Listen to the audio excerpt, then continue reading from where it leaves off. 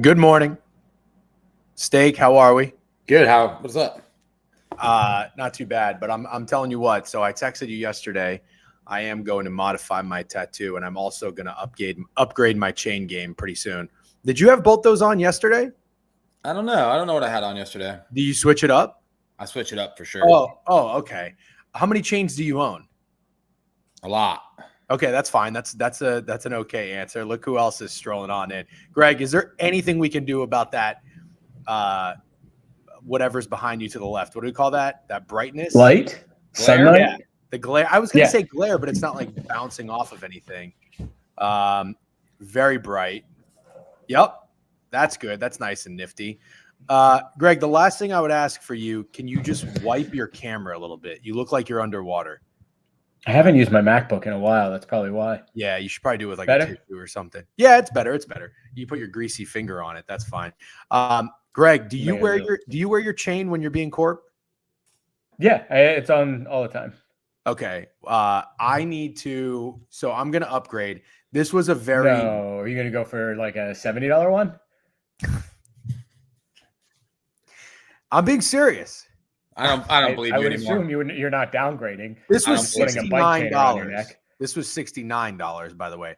70 would be an upgrade. I'm being serious though. But I want to ask you. I have a serious question. This is a. Oh God, I forget if it was 20 or 22 inches. It doesn't matter. What do you mean it doesn't matter? It doesn't matter. Doesn't matter what that is. You're asking two very different people because I have a tiny neck and Steak's all neck. Well, no, but I want to ask the next one. I'm definitely getting a little bit thicker. I'm going to get maybe proper gold. Depends on the price point. Why are you shaking? Like that's the first thing You can't buy fake fucking gold. Okay, then this 19. Then that is a for sure. That's a non-negotiable. Real gold will be my next chain. You have my word. Do I go longer or do I go shorter? Hold on. Absolutely longer. You definitely don't go shorter. Okay. Shorter would be like a choker. Yeah. Those aren't in. Greg, you look confused. I'm not too sure because I have like a skinny neck, but I went 17, 19, so I have two. So I don't know. Oh my God. 17, 19? I don't think that would fit. But I have a tiny neck. I'm 15. No, I know. What, I know. Like 3/4 maybe? I don't know. I don't just know my just neck size. Hearing those numbers, thinking those around my neck sounds hilarious. Okay, so definitely real gold, longer, and then thickness. Does this kind of work for me? Like I think this is more Greg girth and for the chain. Steak and Ice couldn't be any different. You can probably see both equally, but you can't even. Well, that's kind of what I'm getting at. I'm not really in between you two because Greg, you're like 160. You're absolutely in between us. People in America are in between us. I think I'm a little bit more towards Steak in terms of being like. You're not directly in the middle. Yes, correct, but you are. Neck size. You're closer to me than Greg, and that's kind of what I was getting at. Okay. Yeah. So a little bit longer, real gold, and maybe a little bit thicker. Little bit thicker. I would definitely go a little bit thicker. Okay. By the way, I'm going to see Cornfields in Vegas. He says he's going to get a gold chain. Can't wait to see it. Everyone but Greg. Fuck Greg. Thank you. Just get a chain that will match your person. It's kind of funny. You already did that, Snidesy. That was already done. Those aren't in. What man do you know wears a fucking choker? I don't know what he was talking about. Probably Caleb Williams, but he's still going. Yeah, no, that's for me. Anyways, it's nice and early, 10:08. Typically the board reviews start at 10:30, but we are in the All-Star break. There's not much going on. I honestly don't even know if there's anything to bet on today. There was at least the home run derby on Monday. There was the All-Star game yesterday. Oh, the WNBA. There you go. Yeah, I have not made a WNBA wager this year. Have either of you guys? No, but let's go over the board. Fuck football. Shut the fuck up. Yeah, so and again, nothing against WNBA. I don't think any of us are really that big basketball people. Steak, you're probably the biggest basketball person, I would say, in this trio. I definitely wouldn't want to be referred to as not a basketball person. I love NBA and college basketball. I love it. Okay. I really like betting on college more so than the NBA. Greg picks his spots occasionally, which I do like. But we are all football guys. And I think that's probably safe to say for the majority of the chat, which, by the way, good morning. I see we've got the chat's buzzing nice and early here. So yesterday we ran out of time. Apologies. I did start late, but we also had 4 heads. Thank you again to Style and Fat Girls for coming on to talk NFC. Greg, it's good to have you on back here. I know you've been extremely corp, but it sounds like in our conversations you're getting settled and situated a little bit heading into football. So I think you're going to be ready to wrap up the newsletter, which, by the way, Fat Girls, I know you're in here. Any other mods? Do we have Nightbot set to do a command for the newsletter? If you do !newsletter, does it send the link? That would be great if it does. Subscribe for free if you'd like to. I think we've said August 1st is going to be the first one that comes out. We're going to do Hall of Fame game. Yep, Hall of Fame game, 2 divisions at a time. And Greg kind of handles the writing, the bulk of the writing in there, but all of our brains are involved. And I would say in terms of we do college and NFL. Greg kind of scales back in college. I would say that's a little bit more of me and Steak, but Greg really gets his hands on the NFL. We're going to do our best bets this year and keep the records because I don't think we did that. I think also we agreed, or at least talked about last year, we're going to make those 2-unit plays. Greg, you had a great best bet record last year. Steak, you had a fucking, I think, 5 or 6 game winning streak on your best bets. You guys did great. I didn't do as good of a job carrying the load. I think I was really in my own head a lot of spots. But ultimately, I think we came away pretty well with our season preview and our future bets, mainly because you guys absolutely nailed CJ Stroud and the Houston Texans winning the division. Yeah, Stroud, Stroud, rookie of the year was nice, and the Texans every which way. So I'm excited to find our new team that maybe our darling. We had a little discussion yesterday about a squad ride Super Bowl winner. So we're going to talk AFC. It's 10:10. I think we're going to go till 12. I do have to go corp after this today. Didn't have to yesterday. So, Greg, if you've got anything, feel free to hop off. Steak, same to you. But I think we should be able to fit it all in here in 2 hours. Yeah, I think I get a bounce at like 11:30-ish. Okay. Well, in that case, I'd like to at least start with, since you're a Steelers fan, the AFC North.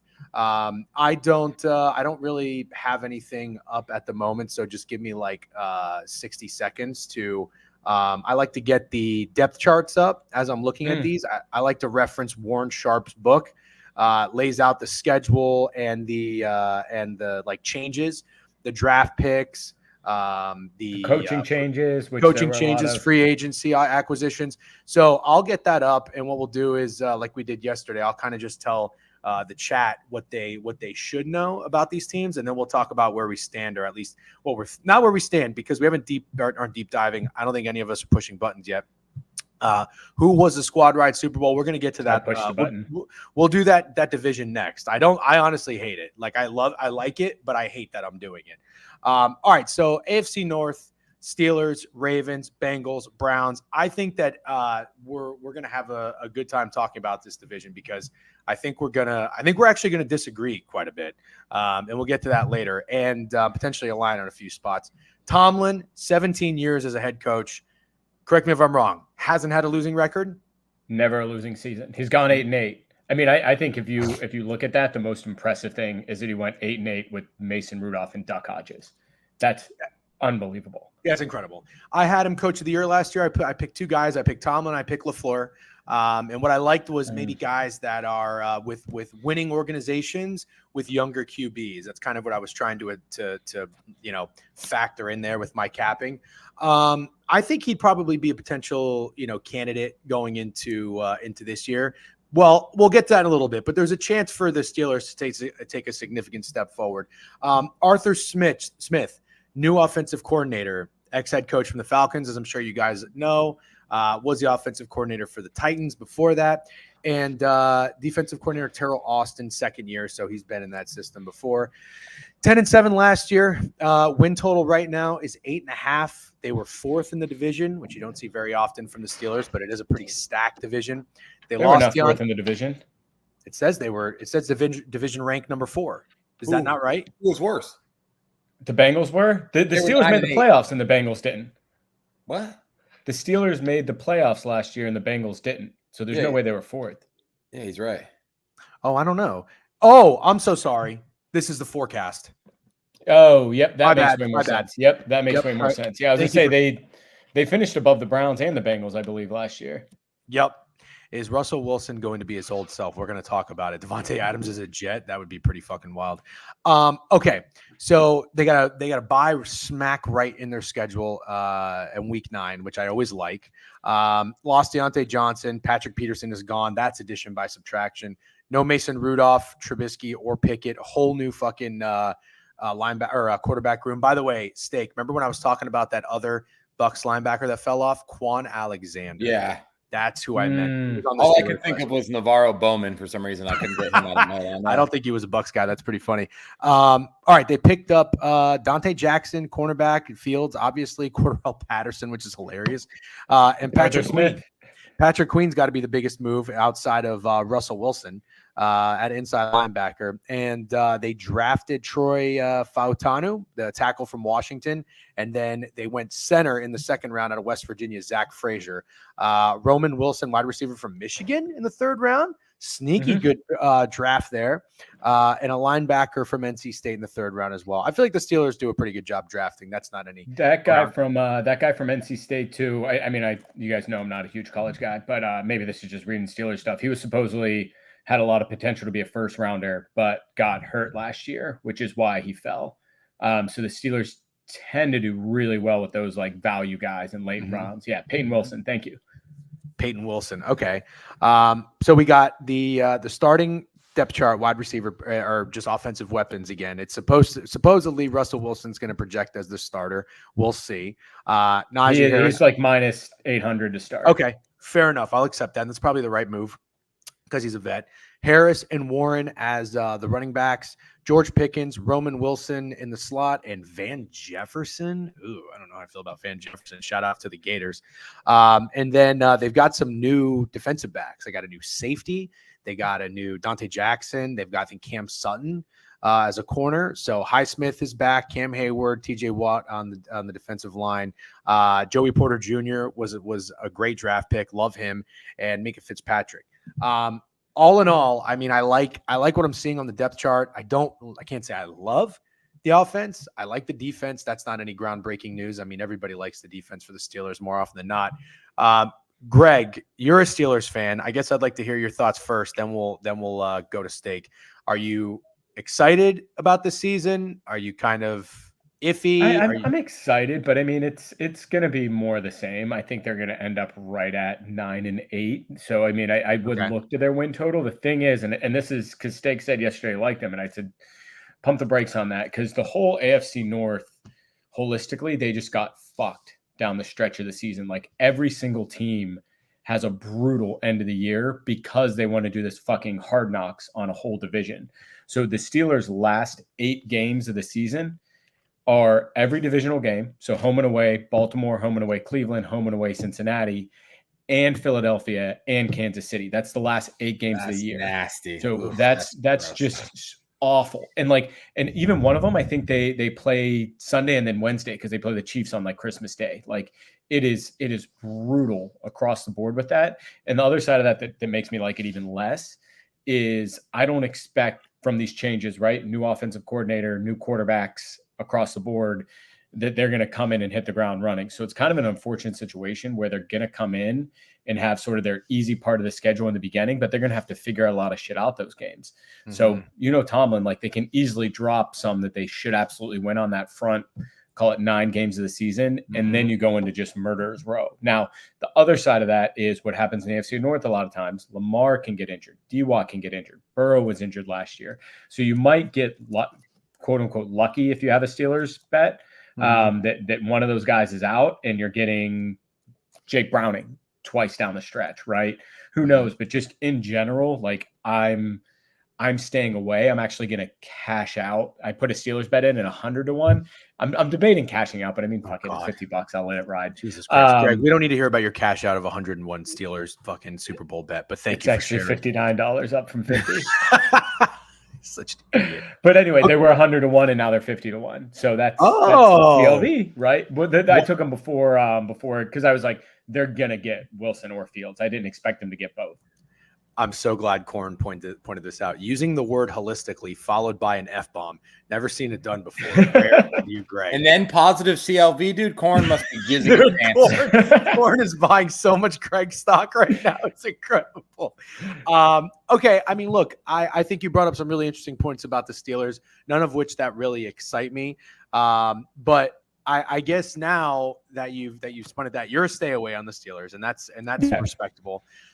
Steak. From just nobody who's involved or invested emotionally with this team, a sports bettor, sports fan, I guess the duo now of a guy like Russell Wilson who has dropped off significantly, with a coach like Mike Tomlin, maybe a chip on his shoulder, maybe zero expectations. Do you like this fit? Do you see him having success? Or are they going to spin to Justin Fields? Or are they totally going to fail? Well, obviously, I think if they spin to Justin Fields, the season's already lost.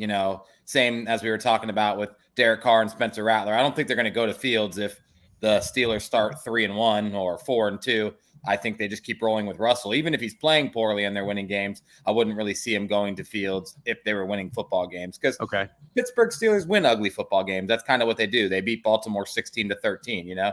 That's the type of game. You're not expecting him to win games 48-45. And I want to be clear. I'm just mildly high on the Steelers. I'm not high on them.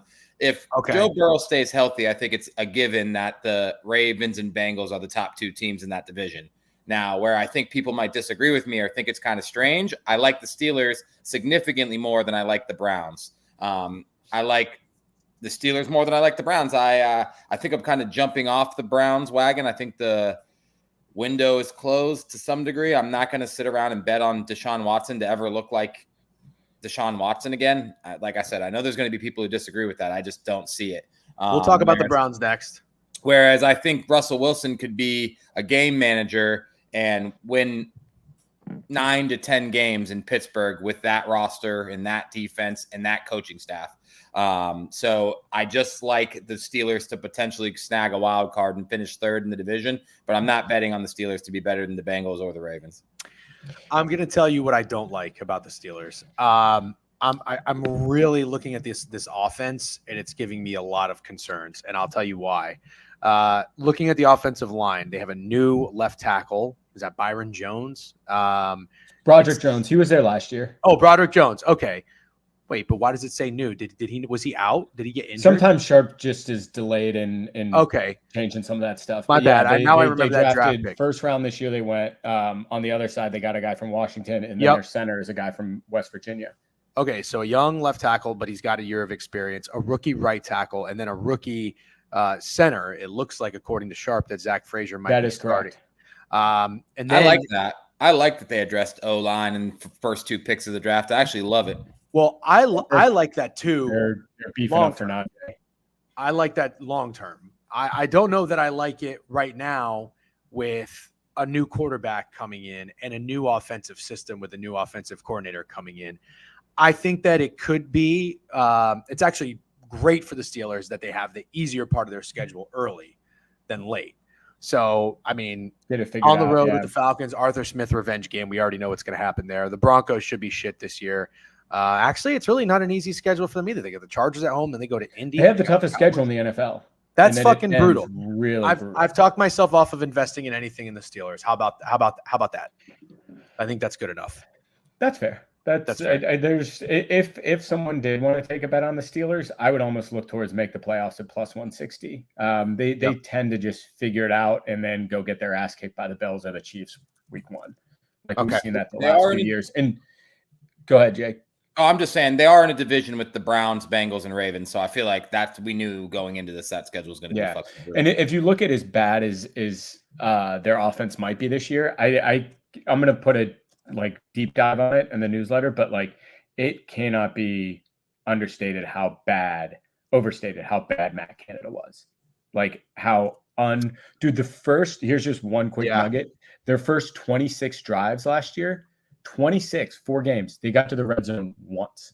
Oh my God. That's how bad Matt Canada was. Yeah, he's bad. He's awful. You know what? The more I think about that, that's probably my favorite thing about the Steelers is they've got Arthur Smith as offensive coordinator. You know, I like sometimes when coordinators are just meant to be coordinators, and I like that they get a taste of a head coaching and then they go back to being a coordinator. I think that's going to set up fairly well. Remember Dan Quinn with the fucking defensive coordinator for the Cowboys? He did great. I laid Reef Trees right there on Najee because that's something I am looking at.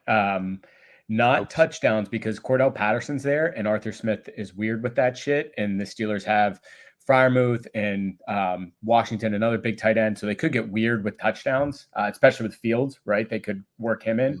But Najee yards I like. Okay. All right, let's move on. Tempo and pace. I saw somebody mention it to me. Hot Boy Sanchez said, "Tempo, DGen, thank you. Keep me in check, please, if I ramble too much." All right, let's before we go talk about the Bengals or the Browns, because I think that'll make for good discussion. And the longer we wait, the more people will trickle in. So let's talk about the Ravens, because I don't know where any of us stand on the Ravens. Real quick, I'm seeing their win total 10.5 on DraftKings. Over is -135. Looks like they've got a late bye week 14. I don't know that benefits anybody. I guess it does if you're, a team like the Ravens with expectations to get into the playoffs and hopefully make a Super Bowl run. Maybe you would prefer that. Todd Monken is going to be a second-year offensive coordinator. They've got a new defensive coordinator, but it looks like it was their linebackers coach, so he was within the organization. I think they lost McDonald to the Seahawks, if I'm not mistaken. They are, lost a lot of people. Lost Gus Edwards, J.K. Dobbins, Patrick Queen, Jadeveon Clowney, whatever. Only got in a left tackle, Josh Jones and Derrick Henry, only guys that I think are worth maybe mentioning. Drafted a defensive back, Nate Wiggins from Clemson. Think he was a pretty good player. And then they also got a tackle in the second round from Washington. Let's see if you're looking here. Oh, wait, did they get this? Who is this Owe guy? Oweh? Yeah, no, he's not new. Okay, Sharp's book is fucking with me then. Yeah, he's not new. There's always a couple little tactical errors in there. Yeah, that's fucking with me. Okay, so I'm just looking at the defense here. I mean, it's got a lot of guys that are familiar with the system. Roquan Smith, Kyle Hamilton, Humphrey, Kyle Van Noy. Interesting. And then obviously the talk of this team will be with Lamar Jackson paired up with Derrick Henry. Still got Andrews, Bateman, Aguilar, and Zay Flowers. We all love Zay Flowers, I think. I don't know that that's groundbreaking. I'm sure a lot of people love Zay Flowers.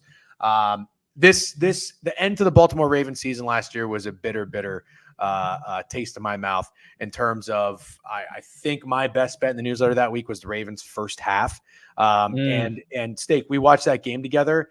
It was a miserable experience. It was sometimes like you think to yourself, is it worse? Is this a worse experience having money on the team or being a fan of the team? I felt bad for anybody in Baltimore who spent a premium amount of money to go to that game. I don't know what the fuck the Ravens were doing, why they abandoned the run. The play calling was terrible, and Pat Mahomes just went down the field and did whatever he wanted. I think a team like that has the entire offseason to just stew on that disappointing end to the season is going to come out pretty motivated. Like, obviously, a lot of time has passed. And they open the season against the Chiefs with revenge. Oh, that is fun. Yeah, that's a fun game to start Kansas City. season. And what have we seen with Kansas City? Remember last year, didn't they lose the home opener to the Lions? Yes. Yeah. I thought you were going to say Taylor Swift. Yeah. But yes, No, also I wasn't going to say Taylor Swift. So Ravens week 1 squad ride? I like it. Okay. All right. Well, let's pump the brakes here. Steak is shaking his head no. Maybe he thinks the Ravens are going to be a trendy dog. Although I wonder what the spread is going to be in that game. I'm sure we can find it. It's already it can't be more than 3. Can't be more than 3. Yeah, I guess you're right. No Kelsey, no Chris Jones last year. Wait, what do we mean? In the season opener. Oh, yep. Henry's projected rushing touchdowns has been 11.5 the last 4 to 5 seasons. Now he's going to be the number 1 rush team in the league and only 10.5 projection. I don't know if that does anything for me. It does something for me. I can't wait to talk about. No, dude, he's got a running quarterback. All right, start with you. Where are you at with the Ravens? I'm low. For the first time in the Lamar Jackson era, I'm fairly low on the Ravens. I'm not saying they're going to shit the bed, but I'm not taking them to win the division. And did you realize when you were talking about the receivers that it was Zay Flowers and then you said Rashad Bateman and Nelson Aguilar? Aren't you? I don't know how Nelson Aguilar keeps getting a job. Those are meme receivers. Those are guys you see in Twitter jokes because they're so bad. Nelson Aguilar literally has a famous video about him with the guy saving him from the fire and said, "I didn't drop it like Aguilar." Like yeah. Nelson Aguilar is a joke, and you just named him in the top 3 receivers for the Ravens. I actually think it's a huge concern that the Ravens didn't address receivers. And Mark Andrews is fairly injury prone. And I just want to ask this: does being washed in Tennessee, like everybody called Derrick Henry at the beginning of last year, make sense that just because you go to Baltimore, you're automatically going to be the best running back in the NFL and lead the league in rushing yards and touchdowns just because you went to Baltimore? Does that make sense to everyone? Because last year he was washed and he didn't even look that good last year. And I know what you're going to say. The Tennessee offensive line was terrible, and I understand that. But I'm not buying Derrick Henry. That's actually the main reason I'm selling the Ravens. I'm not buying Derrick Henry turning into Derrick Henry from 3 years ago in any way, shape, or form. And I'm not buying and being as big of a difference maker as people think. I think the receiver room is dog shit. And I just think psychologically you get fucked up when you keep winning MVPs in a lot of regular season games and you can't do shit in the playoffs. I just think kind of like the Cowboys, they're due to just come out and go fucking 9-8 or 10-7 and sleepwalk through the season because it's like, why does it matter, man, if I go 13-4 or 14-3 and win another MVP if I can't beat the fucking Chiefs in the playoffs or win any playoff games, you know? Yeah, I think you make an interesting point. Greg, go ahead. I want to know, before I answer, Greg, answer this question first. Lamar Jackson off of an MVP campaign, so aside from like his supporting cast, are you still high on Lamar Jackson? Would you be high on Lamar Jackson? I am, because it's his second year in Monken's offense. System? So he had so he had a year to learn it. So in theory, this year should be better, right? Right. It looks like he had a pretty mediocre going after the last time he won an MVP, but I don't see any way or reason to ever fade Lamar Jackson. Like, he's going to be very good. And I almost view, like, Derrick Henry probably he's obviously not what he used to be. He's probably going to be, actually, that under is such a ballsy move. I kind of love it. But the Ravens, like, even last year, like, J.K. Dobbins got hurt. Gus Edwards got hurt. Like, they just seem to have, like, a next man up. Justice Hill's still there. That, I think his name's, like, Keaton Martin or something. Keaton Mitchell. Yeah, he was pretty explosive and like fun and sexy. Like, I feel like the Ravens, no matter what, will plug somebody in. I almost view Henry is like a decoy. Like, put him in there, you're gonna bring the defense up, and then Lamar can scoot around or find Zay Flowers or Mark Jackson. But yeah, I think not having any other weapons at wide receiver is a huge problem. And then the loss of the defensive coordinator is another really big problem that's going to be felt. Especially a guy that was there for so long. So I'm not fading or backing the Ravens in any capacity on here. But I am going to kind of track them week to week. Actually, listen to Right Angle Sports. They were like them as an over team, especially just with the second year of the Monken offense and coupled with the new defensive coordinator. So I do kind of like that in the back of my mind. Okay. Yeah, they still have Isaiah Likely too, which was a big reason I faded Mark Andrews' yards last year, which hit, but got very lucky to hit because he got hit because he got injured. It didn't hit because I just said that, but you never know what happened. I did have Lamar Jackson over passing yards. I don't know that I'm fading Lamar Jackson directly, but I will say my reason to fade the Ravens, I kind of think with every coach there comes a time where it's just you squeeze the juice out of it. It's ready to move on. The voice gets a little stale, falls on deaf ears maybe. I like John Harbaugh. I like Jim Harbaugh. I like the Harbaughs. John Harbaugh's time might just be kind of coming to an end, if that makes sense, right? Like I think I would disagree. Okay, that's fine. I think he's a great coach. 16 years. I love that he has a new defensive coordinator and a new offensive coordinator, or newish offensive coordinator. That kind of revitalizes things a little bit. But what Lamar Jackson going on year 6, I kind of agree with what Steak's saying. Like, if there's more adversity now, I think it kind of helps if you have like some sort of veteran receiver. I know they have Mark Andrews, but I'm not sure that I really trust this receiver room. And then Derrick Henry, who's old and washed, isn't really doing it for me. I'm not saying John Harbaugh, first coach fired, but I am saying that given how this division might be tough, hold on. You got a late bye in the season. You have a stretch of 4 of your first 5 You don't fire a guy in season that's been I'm there not 16 saying – I years literally and has just won said a I'm Super not Bowl. saying coach fired. I'm just saying. Well, you're saying that, but – you might hear whispers. Look, Chiefs, Cowboys, Bills, Bengals, 4 of the first 5 games. And then listen to this. At the Bucks, at the Browns, home against a shit team like the Broncos before you play the Bengals on a Thursday night. Map play right there, the Broncos. They're going to be sleepwalking that game. I'm just saying, late bye week. This is going to hurt a little bit. Steak, are you up or down on Lamar Jackson if you had to like take him in a player prop at all? I think there's legitimately no way whatsoever that Harbaugh gets fired or there's any whispers whatsoever, no matter how the season goes. So I just want to throw that out there. Bold take then. Bold take then. We might hear whispers of Harbaugh. I'm mid on Lamar Jackson. I don't think he's going to be an MVP race this year. That's my prediction for Lamar Jackson. I think he'll be settled in the top 10 of NFL quarterbacks, but I do not think he'll be an MVP candidate this year. Okay. Yeah. Bork and Money Rolo, appreciate the sub banks. Thank you. We've got more people rolling in here now, which I think is a perfect segue. Let's end it with the Browns. I want to talk about the Bengals next. I think we're all pretty high on the Bengals. We love Joe Burrow. I love Joe Burrow so much that I made shirts of him for when he was in the Super Bowl against the Rams for myself and my wife. We wore them. We had why you have the look on your face, Greg? You I'm trying to remember the shirt. I'll send you a picture. Burrow +4. Yeah, Burrow +4. My wife actually wore it to work the other day. I thought it was pretty neat. And he was also when he was on, by coincidence, when he was on Pardon My Take. So I listened to the interview. Are we getting a map play today? Cornfield says, no, we're not. You're going to have to wait for that. I listened to his interview on Pardon My Take. He's Joe Cool. He just is. I just love him. He's swaggy. And also I think he's just very down to earth and honest. And it's not a surprise that he came out with a big meme that went around the internet of he's going to give people something to talk about this year. At the same time, I think everybody's going to be behind Joe Burrow. I think he might be the trendiest MVP pick this season. We'll see where the chips fall because every year you have a wild card like fucking Trubisky and Justin Fields. So we'll see. But I don't know what his number's at currently. I think your average person would say they're going to be high on the Bengals.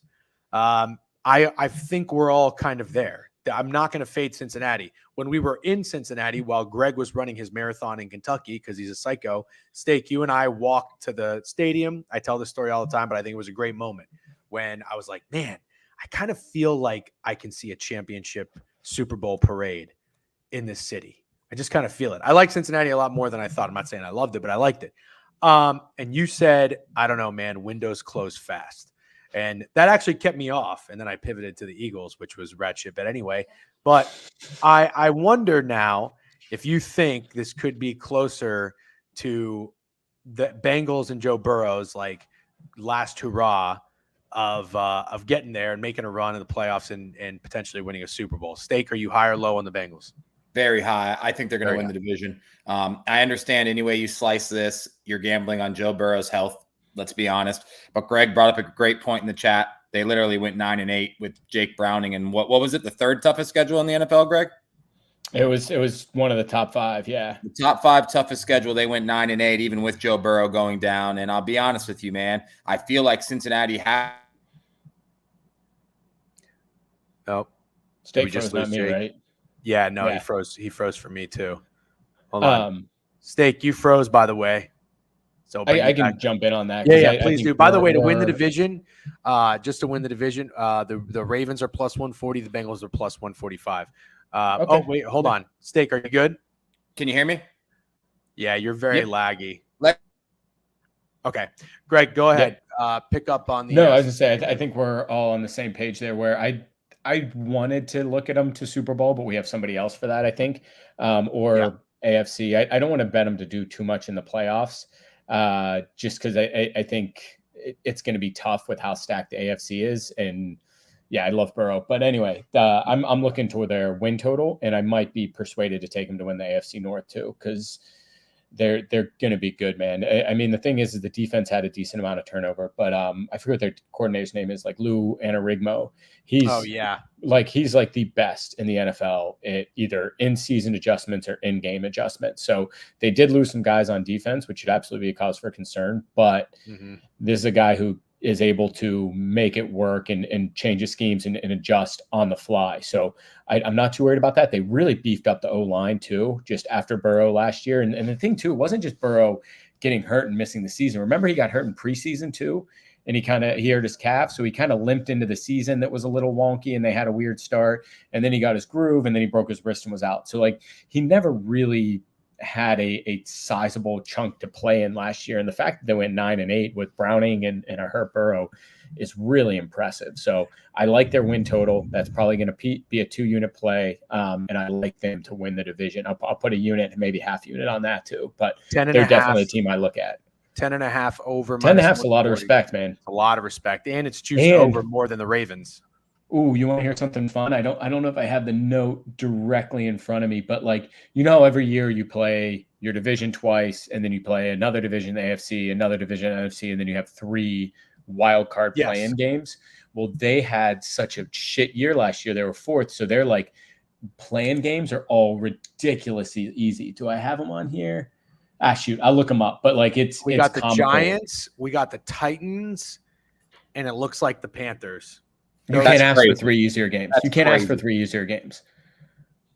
Dude, So everybody, here's the thing. That was the thing that I had on the Bengals was everybody else has a top 5 hardest schedule. Browns, Steelers, Ravens. The Bengals are like top 10 easiest because of those 3 games. Everybody else gets dogs, and they get absolute cakewalks.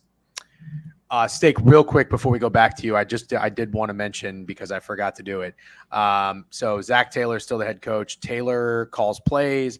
Lou Anarimo is same defensive coordinator, so same staff in place there. No, their offensive coordinator left. Their offensive coordinator left for Tennessee. Oh, okay. Good note. Thank you. But it's still up in the air of who's going to be calling plays. Sheldon Rankins, they paid him a decent amount, $12 million a year. Wow. Zach Moss, Gesicki, Von Bell, and then they drafted Amarius Mims, tackle from Georgia, smart. Chris Jenkins, D tackle from Michigan, love that fucking guy. And then another defensive tackle from Texas A&M, and a wide receiver who somebody's saying in the chat they think he's the steal of the draft, Jermaine Burton. I gotta tell you, they did lose Joe Mixon. They did lose Joe Mixon. Moss is a concern. I like Chase Brown. I actually really like Chase Brown, and I think it was the perfect time to move on from Joe Mixon. I also think it's massive that there was all those talks about losing T. Higgins, and they kept him. T. Higgins is a baller that could be a wide receiver 1 for a ton of teams. So, okay, so they have they lost Boyd, and they've got this new slot, Irwin. I don't know who this guy is. Not new. Oh, he's not new. Was Been he there last year? Yep, little white kid. Okay. They have Alex Kappa. I remember him, right guard from the Bucks. Looks like Orlando Brown, and then the new right tackle. Okay. They made some significant improvements at the line. And the defensive line is one of the best. Defensive line is one of the best. Yep. Hendrickson, defensive tackle. Hubbard is a bad motherfucker. Hilton in the slot corner. Gavin Stone and Von Bell, new safeties. But they lost both their badass safeties, like Jesse Bates and somebody else, I think, 2 years ago. They still have Trent Brown, too. Yeah, I'm good with it. I mean, I'm looking at the schedule at Stake. If there was something when you got cut off that you wanted to add to the Bengals, feel free. Nah, I feel like I'm obviously this is scary, but I feel like I'm very much on the same page as Greg with it. Okay. So what's the bets for the Bengals? Greg said win the division and 2 units for the over. Is anybody playing a Super Bowl? Me, absolutely. You are. Ooh. Is anybody taking Burrow MVP? No. I like Super Bowl more. Okay. Fair enough. I think that's something deep down about Zach Taylor. I can't see that guy winning a Super Bowl. Can I just say one thing? And I know this is probably obvious, but it's just gotten to the point where you don't trust Josh Allen or Lamar Jackson to have any chance going to play Pat Mahomes in the playoffs, but you could definitely see Joe Burrow doing it, and that's just why I love it. It's a very good point. That's a very good point. That's actually a great point. Okay, let's go to the Cleveland Browns. I thought I agreed with you guys. Spoiler alert, I think you're both very anti-Browns this year. I'm biased. Yeah, you are biased. That's true. I think I have to hold off, but there are some things I really like about your case. So the Cleveland Browns they were very trendy and popular last year, underperformed, and Deshaun Watson got hurt. My infamous tweet of when I invested in the Browns, and then an hour later he got announced that he was out for the season will forever be remembered. No, people have asked me, DJ, are you going back to the Browns? Absolutely not. I had my fun. I don't like Kevin Stefanski. I never have. And big reason was, I forget what I had Nick Chubb in. I don't know if it was fantasy or something else. And when Jacoby Brissett was the quarterback, it would really piss me off that you would see games that Nick Chubb would have 16 carries and Brissett would have 41 pass attempts. And you're like, oh, well, surely the Browns must have been down the whole game. No, they were tied at halftime. So he really bothers me. And now I'm looking at the offensive coordinator situation. It's Ken Dorsey, who was with the Buffalo Bills, and then Jim Schwartz on the defensive side, who did very, very well. Last year, that Browns defense was awesome. They kind of faded late. I don't know how injured they were. Probably pretty banged up. They've got a week 10 bye week, which I think is probably pretty good. And again, I'm just basing that off of the fact that I don't know if you want it too early or too late. They got Jerry Jeudy. They got Winston, shore up that QB room. Jordan Hicks, Devin Bush. I mean, they made a decent amount of signings. Devin Bush is really bad. He's really bad. You're right. Quentin Jefferson. They drafted Michael Hall. They didn't have a first-round draft pick. DT out of Ohio State. Zach Zinter, guard from Michigan. And then let's see. I don't know. I mean, for the losses, I'm not really seeing anybody that really stands out to me. Jordan Elliott, interior lineman, Flacco, Harrison Bryant, whatever. I don't know. I mean, the win total here is 8.5 over -135. I think last year it was 9.5 or 10, if I'm not mistaken. So it's down a tick. Maybe that's respect towards the division. Maybe that has something to do with their schedule. I don't know if I'm going to get there fading the Browns, but I think you guys both are, and you're going to do so heavily. I think we started with Stake the last two. So Greg, where are you at with the Browns?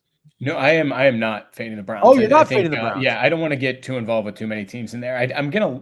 I shouldn't say I'm not going to. I want to, but I don't think I'm going to get there because they are still a pretty tough team. Here's kind of an interesting thing I heard on a podcast actually this morning was, all right, so Stefanski's going to – it sounds like he's going to call the plays. And what's his name? Ken Dorsey is going to be there as an OC, but mostly to mentor Deshaun Watson and be the quarterback coach. So in his past, when he's worked with quarterbacks who are running type quarterbacks, in 2015, he was a QB coach for Cam Newton. In 2020, he was a QB coach for Josh Allen when he had a really good big breakout year. So he's definitely been able to do it with these kind of running type quarterbacks. But I still think D. Watt's just a different animal. I think he's different than a young guy coming out trying to figure it out. I think he's a guy who flew too close to the sun and he's the highest paid quarterback in NFL history this year. Yeah, that's fucking wild. I think he just, that dog in him left. And I think he's just doesn't care. Which is ultimately why I do want to fade him, but they still have a really, really good defense.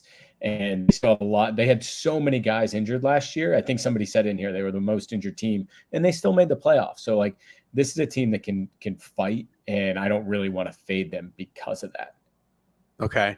Steak, I feel like you're going to come in here with a totally opposite viewpoint. Are you going heavy against the Browns or just enough to feel it? I'm definitely taking their season win total under. I do not like the Browns. I do not like Deshaun Watson. I think Greg nailed it.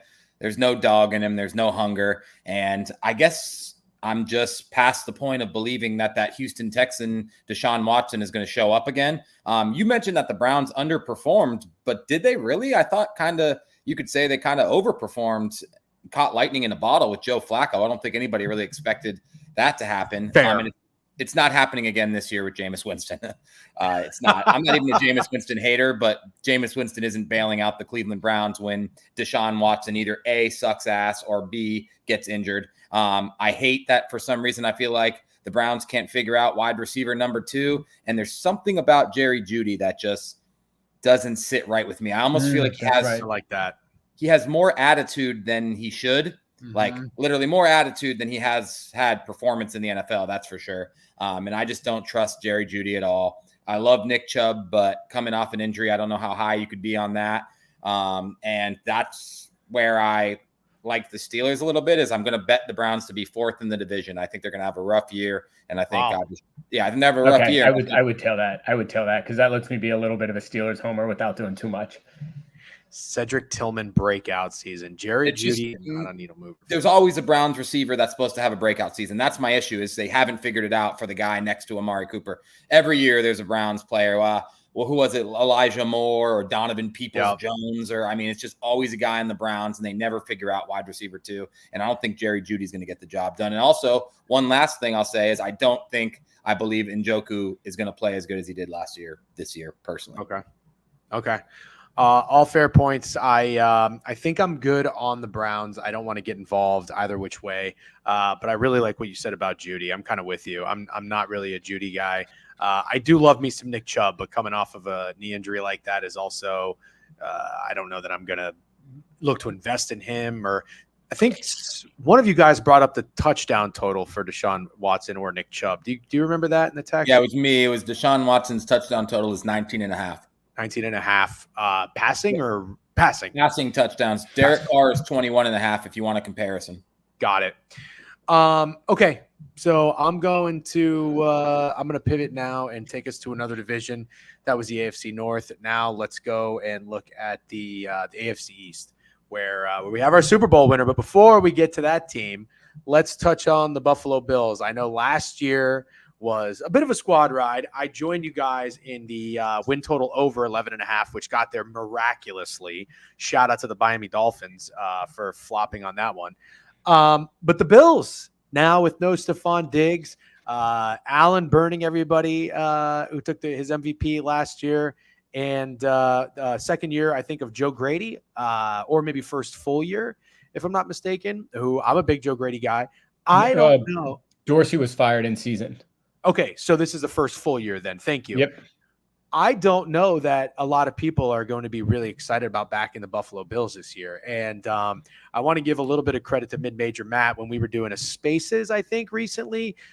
We did touch on football towards the end of it, and he kind of hinted at this. So I will give him his flowers if they do break out and surprise a lot of people. But I liked what he said. I don't know that I'm going to get there because, and Greg will talk about it, I'm sure, McDermott has just got loser in his DNA.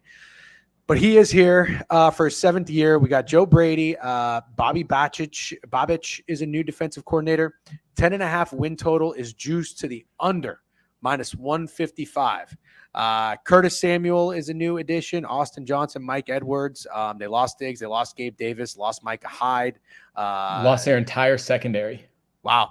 Entire secondary. Yep. So Rasul Douglas, the guy that traded from the Packers, is still there again. Milano, who's a great linebacker, got hurt last year. And then on the offense, let's see. So they've got Cook coming back, Kincaid, Shakir, and Keon Coleman as a rookie wide receiver who I'm a huge fan of. Bet on him in the NFL draft. They also drafted Cole Bishop, 2nd round safety from Utah. Don't know much about him. So look, they have a bye in week 12, by the way. I'm not like sitting here thinking about the NFL season and just falling in love with the Buffalo Bills, but I could come around to seeing them maybe surprise some people. And it's mostly because of Josh Allen and maybe for the fact that, and in the offensive coordinator situation, the fact that they don't really have high expectations like they once had in the past. I think that might be great for a team like the Buffalo Bills. Steak, I feel like you know this team fairly well. Greg, you kind of do too. I've had pretty good reads on them throughout the past few years of betting on and off of them. Are you high or low on the Bills? Me, right? Yes. I want to just mention, first of all, I don't know if I'm the only person that feels this way, but I actually view Stephon Diggs leaving as addition by subtraction when it comes to the locker room. I think he became a massive locker room cancer, and I definitely think he started getting in the head of Josh Allen. And then they would come out and try to pretend like it wasn't happening, but it was so obvious that it was happening for a while. Stephon Diggs was pissed off. And that, I mean, you've seen that take down quite a few teams when their wide receiver is a diva. And I really think that Diggs is on the downslope of his career. I'm not saying he's washed yet, but I think he's a season or two away from washed. I think there's a very good chance he's the third option on the Houston Texans.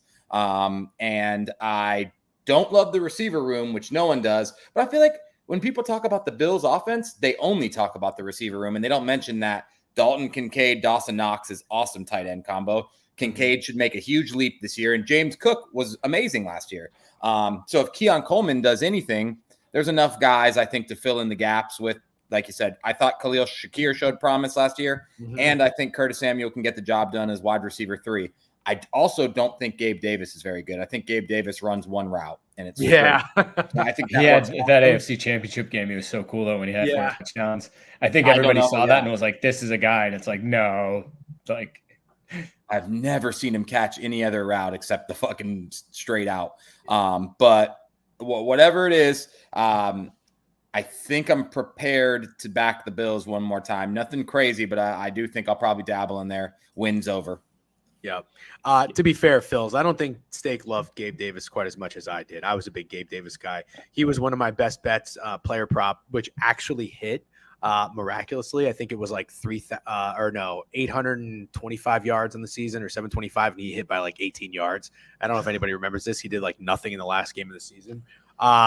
So very lucky there. Yeah, I'm off. Good thing from Fat Girls. If you want to scroll up a little bit, I meant to say that the nugget about the Bills' odds to lead the league in points was really good. By the way, I love this kind of stuff that you share. Thank you. Curtis Samuel is all over TikTok for Breakout Fantasy Player of the Year. Listen, I know Curtis Samuel very well because he was on the Panthers, and I'm a Bucs fan. All this motherfucker can do is one wide receiver reverses and sweeps, and he'll bust one here and there. But he's not a concern for me. I don't see that. There's a really big if to be given that much. Right there. Which one? Oh, read my nugget. Fat House, he just posted it. Oh, he did? I was going to say, just fucking repost it for the love of God. With Diggs Davis gone, your depth charts, Coleman, Shakir, and Curtis Samuel, third shortest odds to lead the league in points in front of Chiefs, Cowboys, Eagles, Texans, Packers. Let's go. I think Josh Allen might come out for blood. Yeah. I think what is my only takeaway from that, Fat Girls, is the tight ends is where a lot of it's going to be. So you can look at the wide receivers and say, but they just gave Dawson Knox a big contract and they got Kincaid in for the second year. So that kind of shows how this offense is going to be run. I do like Keon Coleman a lot, though. Yeah, I'll just segue and start talking, but I'm probably not going to be on the Bills because they could just be one of those teams that prints for their in-season win total and then blows it in the playoffs. I was on them last year and to win the division, so got very lucky down the stretch. I don't want to back this team again just because deep down I don't like having McDermott, and there's another team in the AFC East that I really like. Shocker. But I will probably get involved on Keon Coleman or Kincaid in some way for either. Oh shit, I can't do prize picks in New York anymore. Either either take their yardage or something. But that's really how I look at this team. I think their window's gone, sadly. Until McDermott's fired, like there's something in his mind that is just going to break every time it gets into a high pressure situation in the playoffs. So I think nobody's talking about him, but I think nobody's talking about him because the ship kind of sailed. Like last year, the DeMar Hamlin punt return handoff, like it just what the fuck are you even doing? Like right. It's just comical how much Andy Reid's broken his brain by beating him every year in the playoffs. But yeah, fair enough. I think if I'm betting on this team, I wouldn't mind doing something with James Cook. I really do like James Cook. And yeah, I'm a big Keon Coleman guy. And you know, I fell in love with him from the start of last season with FSU. They punked us against LSU in our D-Gen squad ride, which is brutal. But he's a dog, great draft pick. Nobody really slurping Josh Allen might be exactly what he needs. So I don't hate Josh Allen MVP either. Like yeah. I do think that the offense can thrive here, but it's just it's trusting him to do anything big late in the year is just out for me. So we've got some whispers. Let's do this. Let's talk about the Jets. And yes, spoiler alert, that is our Super Bowl pick. Not the only one, but we'll get into the Jets. And by the way, I did tell you guys The last major championship in golf is this weekend, and it's called the Open. BK, there's a lot of golf lovers in here. BK is on getting to the airport in Dallas, flying home. And he did say he can come on for a few minutes. So we are just going to have him on real quick and tell us who he likes, because I know the chat will appreciate that on Wednesdays. Jets Super Bowl GG. Yep, Jets, Jets. All right, let's talk about it before we get him on, though. The New York Jets are sitting at a 9.5 win total, over -150. Rodgers obviously should be good to go. They got Salah, they got Hackett, Jeff Ulbrich remaining as defensive coordinator. Let's see. They have added Hassan Reddick, left guard John Simpson, Mike Williams, Javon Kinlaw. Pretty nice little addition there. He was with the Niners. I think that, let's see, on the draft, they got Alu Fashanu from Penn State, Malachi Corley from Western Michigan, Braylon Allen, and Jordan Travis. Listen, I love the way the Jets have been drafting lately. Absolutely fucking love it. Breece Hall in the backfield, as well as Braylon Allen, who I am a huge fan of. Garrett Wilson, Conklin at tight end, Xavier Gibson, don't know much about him, and Mike Williams. And they shored up the offensive line a little bit. New left tackle, right tackle, left guard. But the defense was nasty last season, kind of kept them in a lot of games. It's a team that's found a way to win with Mike White and fucking Zach Wilson, 7-10 the last year. I say win, I mean just win games in general, like not have a winning record or anything like that. But I think it's their year. Sorry, I need to decline that real quick. I think it's their year, and I think it's their year for one reason, and that's Aaron Rodgers. Aaron Rodgers he went through the injury. I don't know he's going to come back, but I'm not worried about that. I'm not a doctor. I think more so I have accepted Aaron Rodgers is a bad motherfucker. And I think that he's going to it ate him up not to be able to play football last year and being cut so shortly with all the anticipation and excitement for the Jets season, especially being on Hard Knocks. I think he sat there and watched a lot of football. And I think for a guy like Aaron Rodgers, you just kind of envision what you're going to do when you get back on the field. I think it's going to be a disgusting Aaron Rodgers season. I think it's going to be, sadly, which I guess it doesn't really pain you anymore, Jake. You won a fuck ton of money on him when he was on the Packers as a Vikings fan, but this one won't hurt as much. I'm curious to know if you're going to go back to investing in Aaron Rodgers in any way, shape, or form. No? Okay. But I'm going to go for the jugular here. I think if the Jets have success and make it into the playoffs, which I do think that they do, I think they're going to be a bitch of an out. I think it's going to be a team that you don't want to see, you don't want to play. And that's honestly what it comes down to. So I think the value is pretty good. I think they're 20-1, if I'm not mistaken. 20-1. Yep. And that's what I'm going for. Just give me a team that can get into the playoffs and make some noise.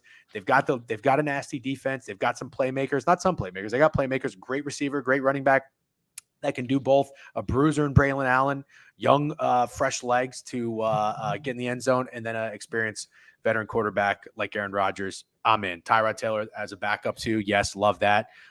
Steak, you riding with me on the Jets Super Bowl? Yes, I'm riding with you on the Jets Super Bowl, but not on the back of who you are. I'm not seeing Aaron Rodgers have a scorched earth MVP type of season at all. Wow. I'm seeing him have a game manager type of season. Like Peyton with the Broncos? Yep, exactly. That's all I think they need to do. I think Breece Hall is going to go fucking nuts. I think he will be the number one running back in the NFL this year. Any way you rank him, lead the league in rushing yards, number one fantasy guy. I think it's all Breece Hall, and I think it's all that defense. I think we're maybe not talking enough about the injury Aaron Rodgers is coming off of for his age. And I also feel like maybe we're not talking enough. Aaron Rodgers is pretty much a perennial playoff choker. He really is. What was that Super Bowl he won? When was that? 15 years ago? I feel like it was before 9/11 happened. It was 20. No, it was not. It was they beat the Steelers. I think it was 2011. 2011? The Steelers, yeah. 2011. 13 years ago. And since then, has he been back to even an NFC championship game? Maybe one. Maybe one. Saying, bro, Aaron Rodgers is a playoff choker. We're going to need this defense, Breece Hall, and a lot of other people. I wouldn't count on Aaron Rodgers. I'm not sure I think Aaron Rodgers is who you think he is. But I do really like the Jets at that price because I think the defense is just insane. I think if Mike Williams stays healthy, and here's the one thing I'm the most excited about. If Aaron Rodgers gets hurt, we don't have to go back to the fucking Zach Wilson circus. That's the worst thing ever. Like, that's the worst thing a franchise could ever do, is letting that guy play another year of backup quarterback. Absolutely horrible. Tyrod Taylor, perfect, consummate professional to have as a backup quarterback for that type of team. He could probably still win games. I bet Tyrod Taylor could get the Jets to the playoffs, honestly. So, yeah, I like the Jets. Okay. They drafted that guy out of Florida State, too. So they get like a Jordan young Travis. Yeah. I'm laughing at whoever said Johnny Unitas. Just like, that's hilarious to go back and dig that up. Special K. Yeah, he loves shit like that. All right, Jordan Travis is asked. No, I don't know that he's going to be a great early NFL quarterback if he were to ever get an opportunity. But Greg, you're down with the Jets? Yeah, so really this comes down to two things for me, mainly. I mean, number one is, yes, Breece Hall is going to be phenomenal, and I do like that Did look you at say offensive. Breece? Is it Breece or Bryce? Bryce? Why do I say Breece? No, it's just You want to time him out for a couple seconds? It's just Breece, bro. I'm fired up. Anyway, Breeze's Cup. Doesn't somebody have two E's at the end of their first name? Maybe I'm just retarded. E at the end. All right, maybe that. Yep. All right. Anyway, I can barely read. So I do like him Offensive Player of the Year, but if you really look at Garrett Wilson too, it's amazing that he's had over 1,000 yards in his first 2 years. That's amazing considering the quarterbacks that he's had, and everybody knows the ball's going to him, right? Like that shows that this guy's going to be an absolute stud to me. So I might get on his yards in some way, shape, or form. I'm going to take the Jets to win the Super Bowl. I already did. I'm going to take their win total, and I'll probably take them to win the AFC East, because I do think the Bills are going to be a little bit down from where they were, and the Dolphins are too. So this really, and the Patriots are god awful. So this kind of Breeze's pieces, right? So this kind of strikes exactly where I'd want to see from them from a value perspective to win that division too. The other thing, and this is the biggest thing, we were at this game. Think how disheartening it was to have all that hype, all that this is a Jets year, and then first drive, Rodgers goes down, and the team never quit. They never quit. So I think that says, as much as people are like, Saleh sucks, I still think the jury's out on him.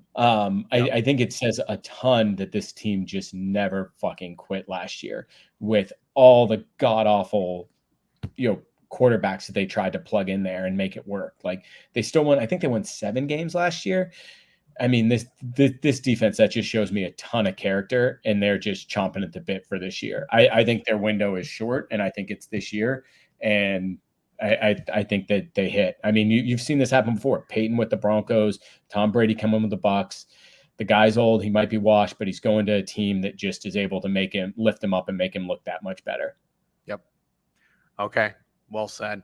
It's the Jets. Let's be honest. Fair enough. All right. Wilson. Their offensive line is way better. And last thing too, look at the NFL. Warren Sharp does a deep dive on this in his books, but the NFL has stacked it so that the Jets have a good year. Like, it is so comically stacked in terms of how their games are played. Their first 5 games, they play the 49ers. So that's fair. But if you look at the other quarterbacks they play Drake May, they play Bo Nix, they play JJ McCarthy, they play Will Levis. So at the absolute worst, the Jets are starting 4-1. Yeah, you're right. That's insane. They're going to go forward. They're going to start 4-1. Oh, Darnold's going to start there? Yeah, definitely. Yep. Okay. Absolutely. Either way, like, that's pretty comical. So they're doing everything they can to get him a good push out the gate. Right. And yeah, I really like him there. Charlie DiMaria with a sub bang, and also asked who's winning the Open. And on that note, we've got BK, not from his car, from the Dallas Airport Lounge. I'm muting myself. You're muting yourself? Okay. I like the Jets. I like the Jets. Jets are a nuke, easy schedule. Like, I'm all in. This makes me like them less. Are you a Jets fan? No. I mean, I'm not, like, again, I don't have a big alliance to an NFL team. Like, my dad's a Giants fan. But, like, I like the Jets. I root for the Jets. I want to see them succeed. Okay. Well, BK, I want to get you in here. We're in the middle of AFC talk. Obviously, you just heard our Super Bowl pick. I'm glad you like it. You're in Dallas. You went to the Home Run Derby. You're flying back. By the way, Steak, you did not believe me. No, I didn't believe you. Steak's a big Dallas fan. What did you think of the city of Dallas? Did you have a good time? It's just like a big highway. Like, it's just like a massive highway, like, very flat. Good food, though. Good food, good bars, like, had fun. But yeah, massive highway. Like, I saw like 3 houses. Like, I don't actually know where people live. Rangers Stadium was cool. Awesome stadium. Best MLB stadium I've ever been to. I like indoor stadiums. Like I'm in on indoor stadiums. It makes it feel more official. Yeah, you should try the Trop in St. Pete. It'd be a good time. All right, real quick, because we got to get back to football talk. But thank you for coming on. Big weekend, last major of the year. I've got my guys in. I was punching them away at 5:30 this morning, doing some research, rewatching the 2016 finish at Wow. Troon Country Club. So True Country Club. Yeah, that's what whatever. it's called. It's not called Country Club. It's called Troon. Whatever. Steak. I don't know if you have a guy or two. I'd love to know if you're golfing. If you're picking a golfer, Steak dabbles with some golfers. He's hit pretty well in the past. I am 0 for this year. I got to hit a golf outright. Need you to co-sign and give me one of your blessings on my guys. So before I hear your card, I want you to tell me what you think. I have nobody at the top that I like. Hold on. I'm going straight 45-1 Patrick Cantlay. I'm on Cantlay. Let's go. Steak, Like- you're on fucking Cantlay too. Greg, you're on Cantlay too. Squad ride.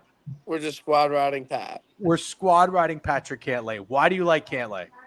I don't know. I like his finish at the U.S. Open. Played well at the Travelers. He's a good total driver. I think it's time for him to you got to mix in a major to win a major. He mixed in a major. I think now it's his time to contend this week. Okay.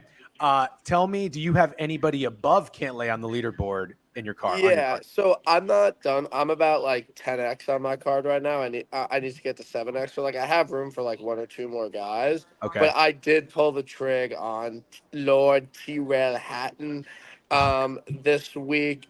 I don't know. He's been playing really well on Live. 9th at the Masters. I'd like to see some major success. He played well at this course back in 2016.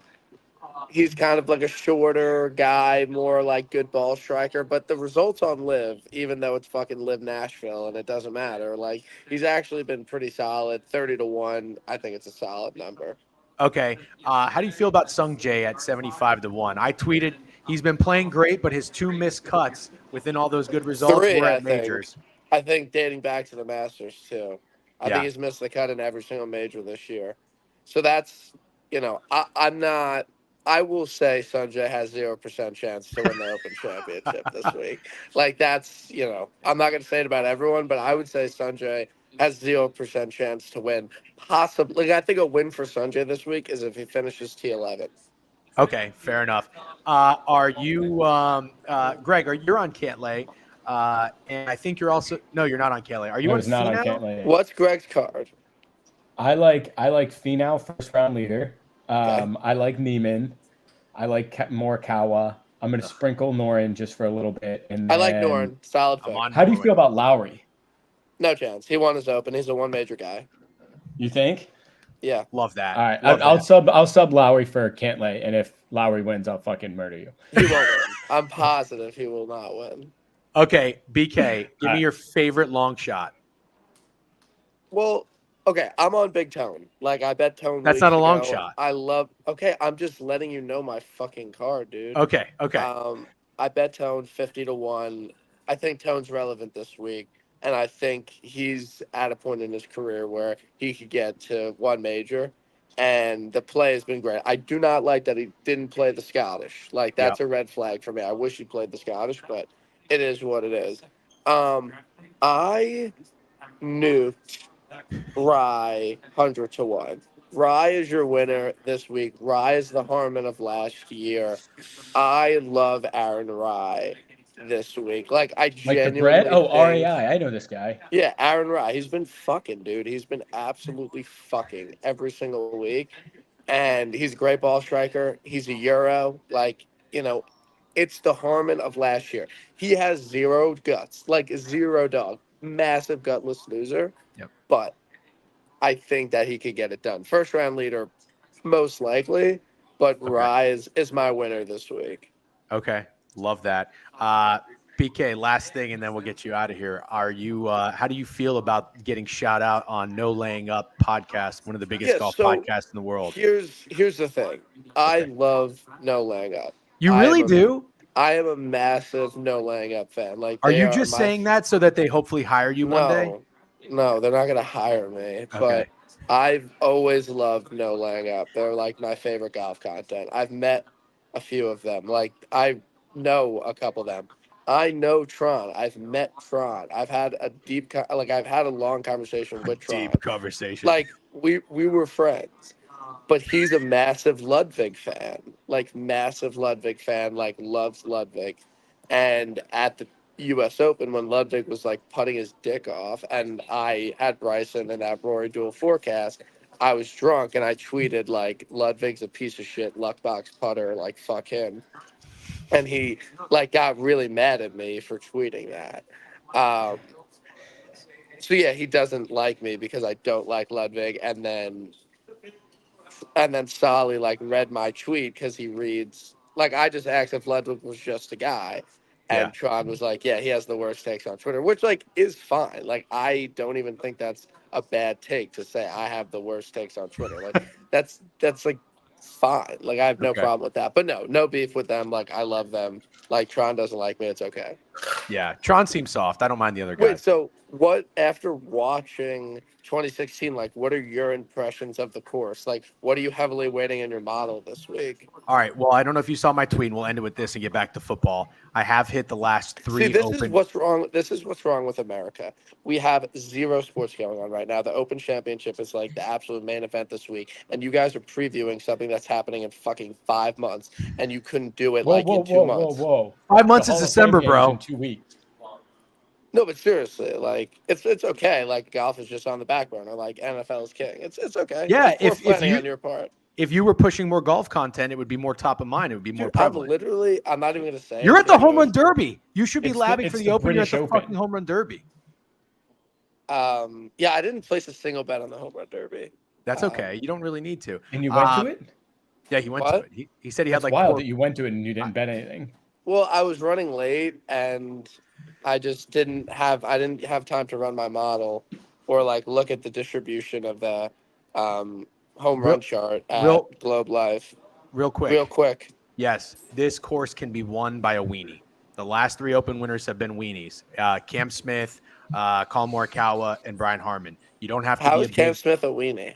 well, like he's just short. I think he's like 5'9" or Okay. something. So Short Yeah, Kid short. physical weenie. So, and I'm 5'8", so I can say that. Hashtag Short Kings. So you don't have to be a big burly guy. You don't have to be super strong. You don't have to be a Ludwig. Ludwig has So, zero like, chance. So you like out on Rahm because he's a larger guy, or you out No. on Finau because he's larger? Out on Finau. Out not on on not out Finau. on Rom because he's a larger guy. Actually, that's a guy who Stake should take because he's a big contrarian. I feel like hasn't played well. He's this pretty year. popular. I think he's on the chart. Oh, is he? Okay. Rom then or never- Finau? Rahm is on the chart, so is Finau.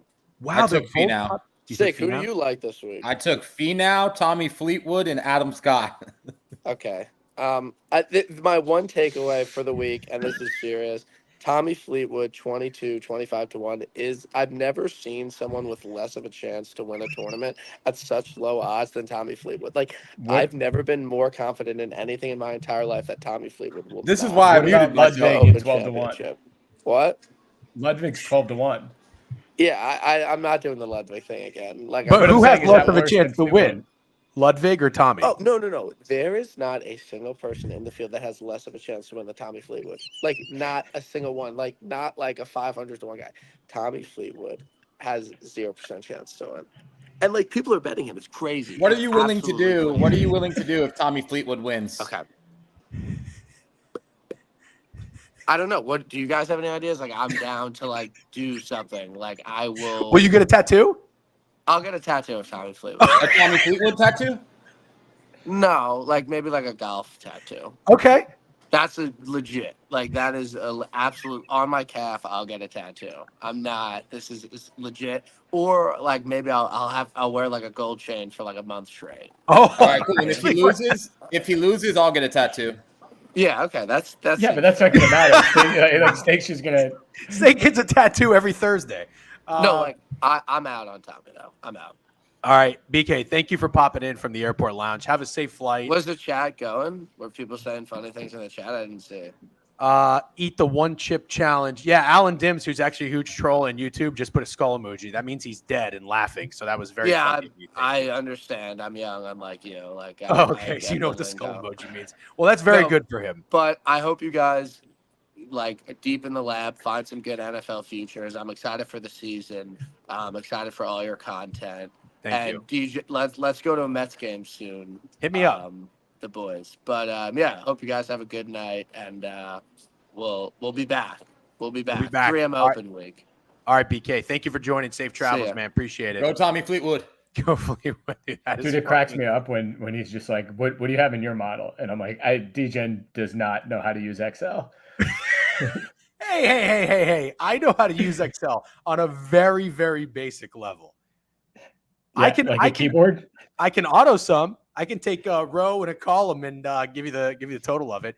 All right, let's get back on track. That was very funny. So Greg maybe will tweet his card one day. I would love for Steak to lean into a golfer, because what Steak does is always bet like two guys heavily. And then on Sunday, one of them is like in second or third, and then he'll show me the ticket.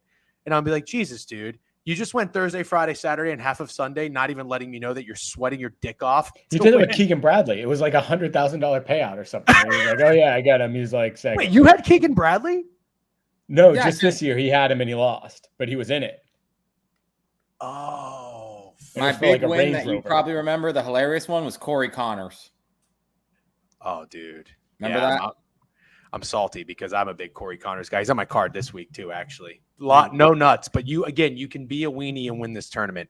All right, W Golf Talk with BK. He's hilarious. My favorite golf capper and account on Twitter. So DGen and BK handshake emoji. DGen fam and BK. All right, let's get back to the AFC. So in closing, we are on the New York Jets to win the Super Bowl, but interestingly enough, all of us kind of have different reasons. I do think we have a skull fuck Aaron Rodgers season, but we'll see if I'm wrong on that. All right, let's get back to AFC East. And Greg, I know you've got to 11:30, but I do want to finish this division if we can. So let's power through it. Let's talk about the Miami Dolphins.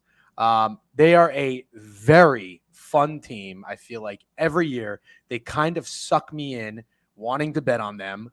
Steak, I'll actually give you, I guess you deserve, well, maybe you're going to tell me no, and I'm sorry if I position this the wrong way. I was going to give you some credit on investing in Tua, because wasn't there a little bit of a window, maybe like 8 months, or it could have been the year he got injured, where for MVP, it was like him, Hurts, and somebody else as like the top three. It was the year he got injured. I don't think that deserves credit, though.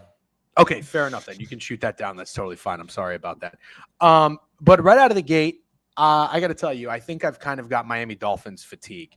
I don't know that there's anything that's going to get me to invest in them this year. Other than, I don't know. I mean, let's take a look. They've got Frank Smith, offensive coordinator, Anthony Weaver, a new defensive coordinator. The Vic Fangio experience didn't work out last year. 9.5 win total. And let's see, who do they draft? Oh, they got what's that guy? Chop. Our boy Coven loves Chop from Penn State. Yeah. Offensive tackle Jalen Wright, running back out of Tennessee. I think he was the fastest guy in the draft. You got to love that. And in terms of their depth chart, we got Mostert, Odell Beckham is new, Tyreek Hill, Jalen Waddle. I mean, I like their pieces. I like their guys. Jalen Phillips, the defensive end, should be healthy this year, I think. Bradley Chubb was a good acquisition. Jalen Ramsey, they have guys that make me want to invest in them, but for whatever reason, I don't know if I can do it. I just think when playoff time comes, I don't necessarily see them. If they travel out of Miami like they did last year and go to Kansas City, it's over with. Not saying that they will, but it's just a later time of year, colder climate. That's not going to work to their advantage. I'm out on the Dolphins. Steak, are you buying this team at all or staying away? I think the Dolphins can be summed up as bitch made. Yes. And I don't know any other way to say it politically correct, but watching that playoff game last year against the Chiefs, it wasn't that I think being the Miami Dolphins and going into Arrowhead in the winter is easy. It's not that I think it's easy. It's that I think the Dolphins absolutely felt like they had no chance to win from the opening kickoff. And they played like that, like the most bitch-made effort I've ever seen. I don't care if it was cold and you're the Miami Dolphins. I really don't. It was fucking awful. And I did promise myself after watching that playoff game, I'm not going to be backing the Miami Dolphins in any way this year at all. To win the division, by the way, Bills plus 170, Jets plus 190, Dolphins are 2-1. So they're it's not all winning the division. Okay, I'm good with that. Alan Dim says they probably hit 10, 11 wins, but they lose on wild card weekend guaranteed. Yeah. Very possible. Very possible. Greg, you like the Dolphins this year? No. I think I think they'll be fine. I mean, I think the bitch made comment is pretty on target. And if you look at what they've done, they're just that team that beats up on bad teams. They went 1-5 against playoff teams last year, so they're just not good when they get a playoff against good teams. And if you look at 2 years ago, what did they do? They fell apart down the stretch. Last year, they should have won that division. It was ridiculous they didn't win that division. That Titans loss when they were up 14 with like 3 minutes, it was unbelievable that they lost that game. And then they lost the division if they won that game. Yeah. Yeah. It came last week and they lost to the Bills. Yep. Yeah, dude. So I mean, it was that. And then this year too, if you look at their schedule, they have, I don't have it up in front of me, but they have a really tough schedule down the stretch again. So for me, it's probably stay away. And then if they're in it late, fade them in those big games late, because they just can't hang with the big dogs. Real quick, Greg, on that note, I have it up. I just want to reference it real quick. At Green Bay, Jets at home, at the Texans, Niners at home, at the Browns, at the Jets. Oof. That's tough. Oof. Yeah. Yeah. Especially for a team that's folded down the stretch. Week 6 bye. Yeah. The only guy you didn't mention, DGen, on their offense is A-Chain or R-Chain. I don't know exactly how to pronounce it, but that one I think is more forgivable. Devon A-Chain. He averaged 8 yards a carry last year. Like, he had an unbelievable stretch when he was he's disgusting. He's disgusting. Yeah. So I think him with that rookie that they drafted, Jalen Wright out of Tennessee, is going to be really fun, because I think Mostert's getting towards the end of it. But Agreed. You get two really exciting guys. Agreed. And I wouldn't say he can't stay healthy. It was 1 year, right? Unless was he bad in college with injury problems, or I don't know. Yeah. Okay. I think that's pretty good on the Dolphins. I love that you brought up the Steak. You put it eloquently. Bitch made. Totally agree with that. Greg, good nugget with the 1-5 against playoff teams last year and the schedule. Let's finish it up in the division with the New England Patriots. This is going to be my favorite fade, and I have to be careful because in the offseason, I get excited about certain teams. Wisconsin Badgers last year, the fading the Raiders last year. I need to be talked off. I end up realizing everybody's doing this. But I don't care if 100 people out of 100 are doing it. There is nothing that's going to get me off of fading the Patriots. Now, maybe you could talk me off of making it, 5 units and doing 1 unit. But this team with Jared Mayo, I have nothing against him. He was a fun linebacker. New offensive coordinator, Alex Van Pelt, new offensive coordinator, DeMarcus Covington, new defensive coordinator. They have Drake May as their quarterback. I don't know that he's going to be a starter. Jacoby Brissett is a good acquisition for a backup or starter until May is ready. I don't know who the fuck he's throwing the ball to. Hunter Henry, Kendrick Bourne, Ramondre Stevenson out of the backfield. This team has on DraftKings, you can get them at a 4.5 win total. The under is plus 135. I don't think the Patriots are going to win 5 games. I truly don't. And I'm looking at their schedule, and I'm looking at the easiest games they have. And I think they're on the road, which is not good for a team like this with a young coaching staff and young quarterback. Maybe. At the Jaguars. I'm sorry, no.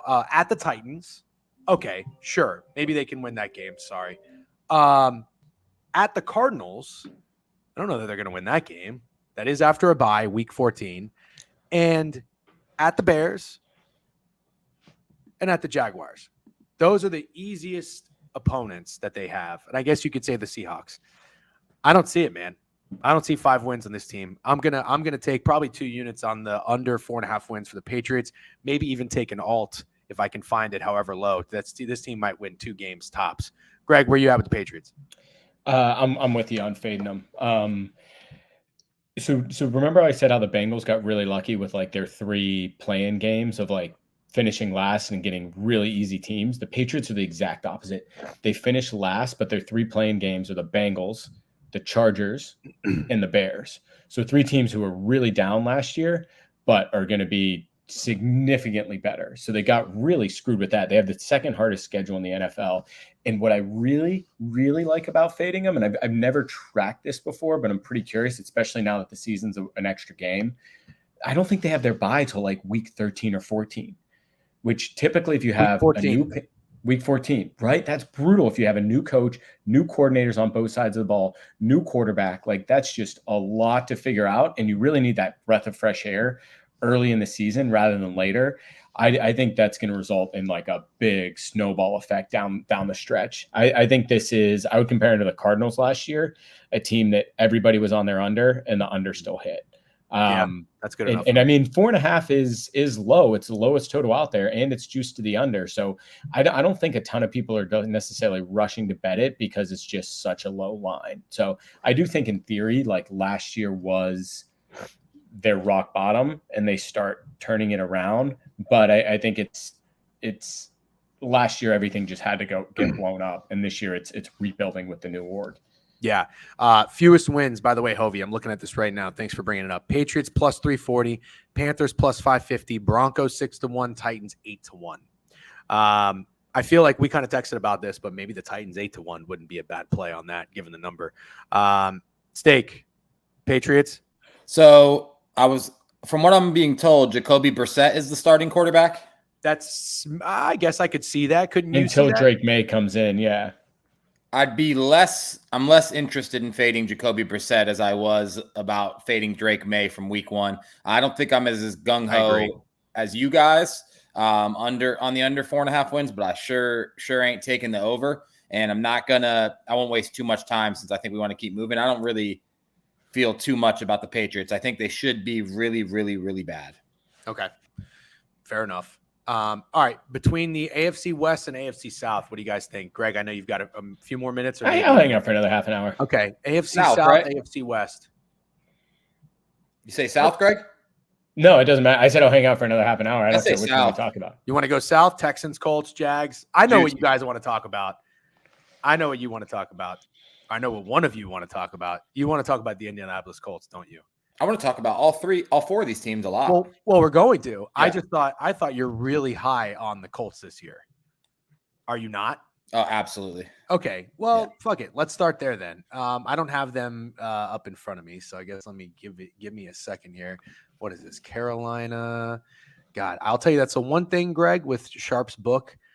The navigating is not my favorite. It's weird that it's in alphabetical order. Yeah, it would be much nicer if it was just by division. Actually, let's talk about the Texans because I got the Texans up here. I'm on H right now on his book. All right, so you hit the Texans last year. I'm just going to put it to you guys this way. You hit the Texans last year. They were 10-7. They've made some pretty big moves with Danielle Hunter, who I love from the Vikings. Had him back-to-back years, most sacks. Didn't get there, but he was fun. Stephon Diggs, Joe Mixon, Jeff Okudah from the Lions, and nothing really noticeable in their draft. Looks like they didn't have a first-round pick because I think they traded it for Diggs. But their offense, Joe Mixon, Schultz, Diggs, Tank Dell, Nico Collins. I mean, that is a loaded fucking offense. Defense, not too shabby either. I don't know necessarily on paper that anybody's going to get you too jazzed up. Stingley Jr., obviously the defensive back that they drafted very high. I love the fact that they got Hunter now, but DeMeco Ryans is a great defensive mind. So you got to have some faith there on that side of the ball. Steak, let me start with you. Do you think that the Texans are going to be very trendy this year after what they just did and burn people? Or do you think they're going to be the Baltimore Orioles and keep delivering? I don't think they're going to be the Baltimore Orioles. I kind of think they're going to be trendy and burn people, and it's mostly because of the additions you just talked about. So I'll talk about them a little bit. Okay. I don't think Jeff Okudah is anything. And I already touched on how I feel about Stephon Diggs. I don't trust Stephon Diggs to be a good teammate at all. Joe Mixon, won't call washed, but I think you're entering the downslope of Joe Mixon's career. Danielle Hunter's a great pickup, but they basically just swapped him for Jonathan Grenard, who was really, really underrated as it was. So not as big of an addition as it seems, in my opinion. Obviously, I understand Hunter at this moment is a little better than Grenard, but comparable guys that they basically just swapped, paid Hunter more money. And Tank Dell's coming off that injury, had that little incident with the shooting in Sanford. So you got some bad Tank Dell news. Sophomore slumps are real, and I'm really high on a couple other teams in this division. So I have the Texans finishing around 8 or 9 wins, to be completely honest with you. So 9.5 win total. The over is -140, which feels right. Nothing weird there. I feel like they're going to hammer the shit out of that. Yeah. Week 14 bye. You look at their schedule. I mean, there's no real drop off in terms of, I mean, right out of the gate, they got to go to the Colts. I feel like they always play each other early, maybe, or that division just plays each other in week 1. Bears at home. They should win that game. At the Vikings, Jags, Bills. But come back to this when they lose to the Bears and Caleb torches them. Come back to this. God, wow. Well, in the middle of the season is when it gets tough for them. After week 6 game against the Patriots, they go to Lambeau to play the Packers outdoors in Lambeau for a dome team. Then they got the Colts. Then they go back to New York where they didn't play well last year. Then they come home to play the Lions. Then they got to go to Dallas to play the Cowboys on Monday Night Football. That's back to New York to play the Jets or the Giants? To the Jets. Oh, okay. Yeah, so that's a pretty tough stretch for this team. I have no interest in getting involved in any way, shape, or form. But I do want to point out Alan's comment because it's true. Whichever team is super popular to win the division in the AFC South doesn't win. Last year it was the Jags. Now it's the Texans. And let's take it a step further. Alan's my guy. Yeah, I know. Alan's great. All he does is fucking jab me every day in the chat, but I enjoy it. Before that, 2 years ago, was the Indianapolis Colts. Everybody had the Colts win the division. Wasn't that fucking Phillip Rivers year or Matt Ryan? Everybody loved Matt Ryan. That was Matt Ryan. Yep. I hated that bet. I don't know how I faded him, if I faded him, but hated that bet. So great read there. I'm out on the Texans. Not going to fade them. Greg, are you doing anything with the Texans? Nothing. I probably won't fade them, but I'm not going back to the well. I think long term, obviously, D'Amico Ryans and CJ Stroud are going to get them there more often than not. But I just think last year they kind of, and you tend to see it like teams that really overachieved that year 1 of a remodel tend to take a step backwards. And I think adding Joe Mixon and Stephon Diggs is not the kind of veterans that you want to bring into that locker room.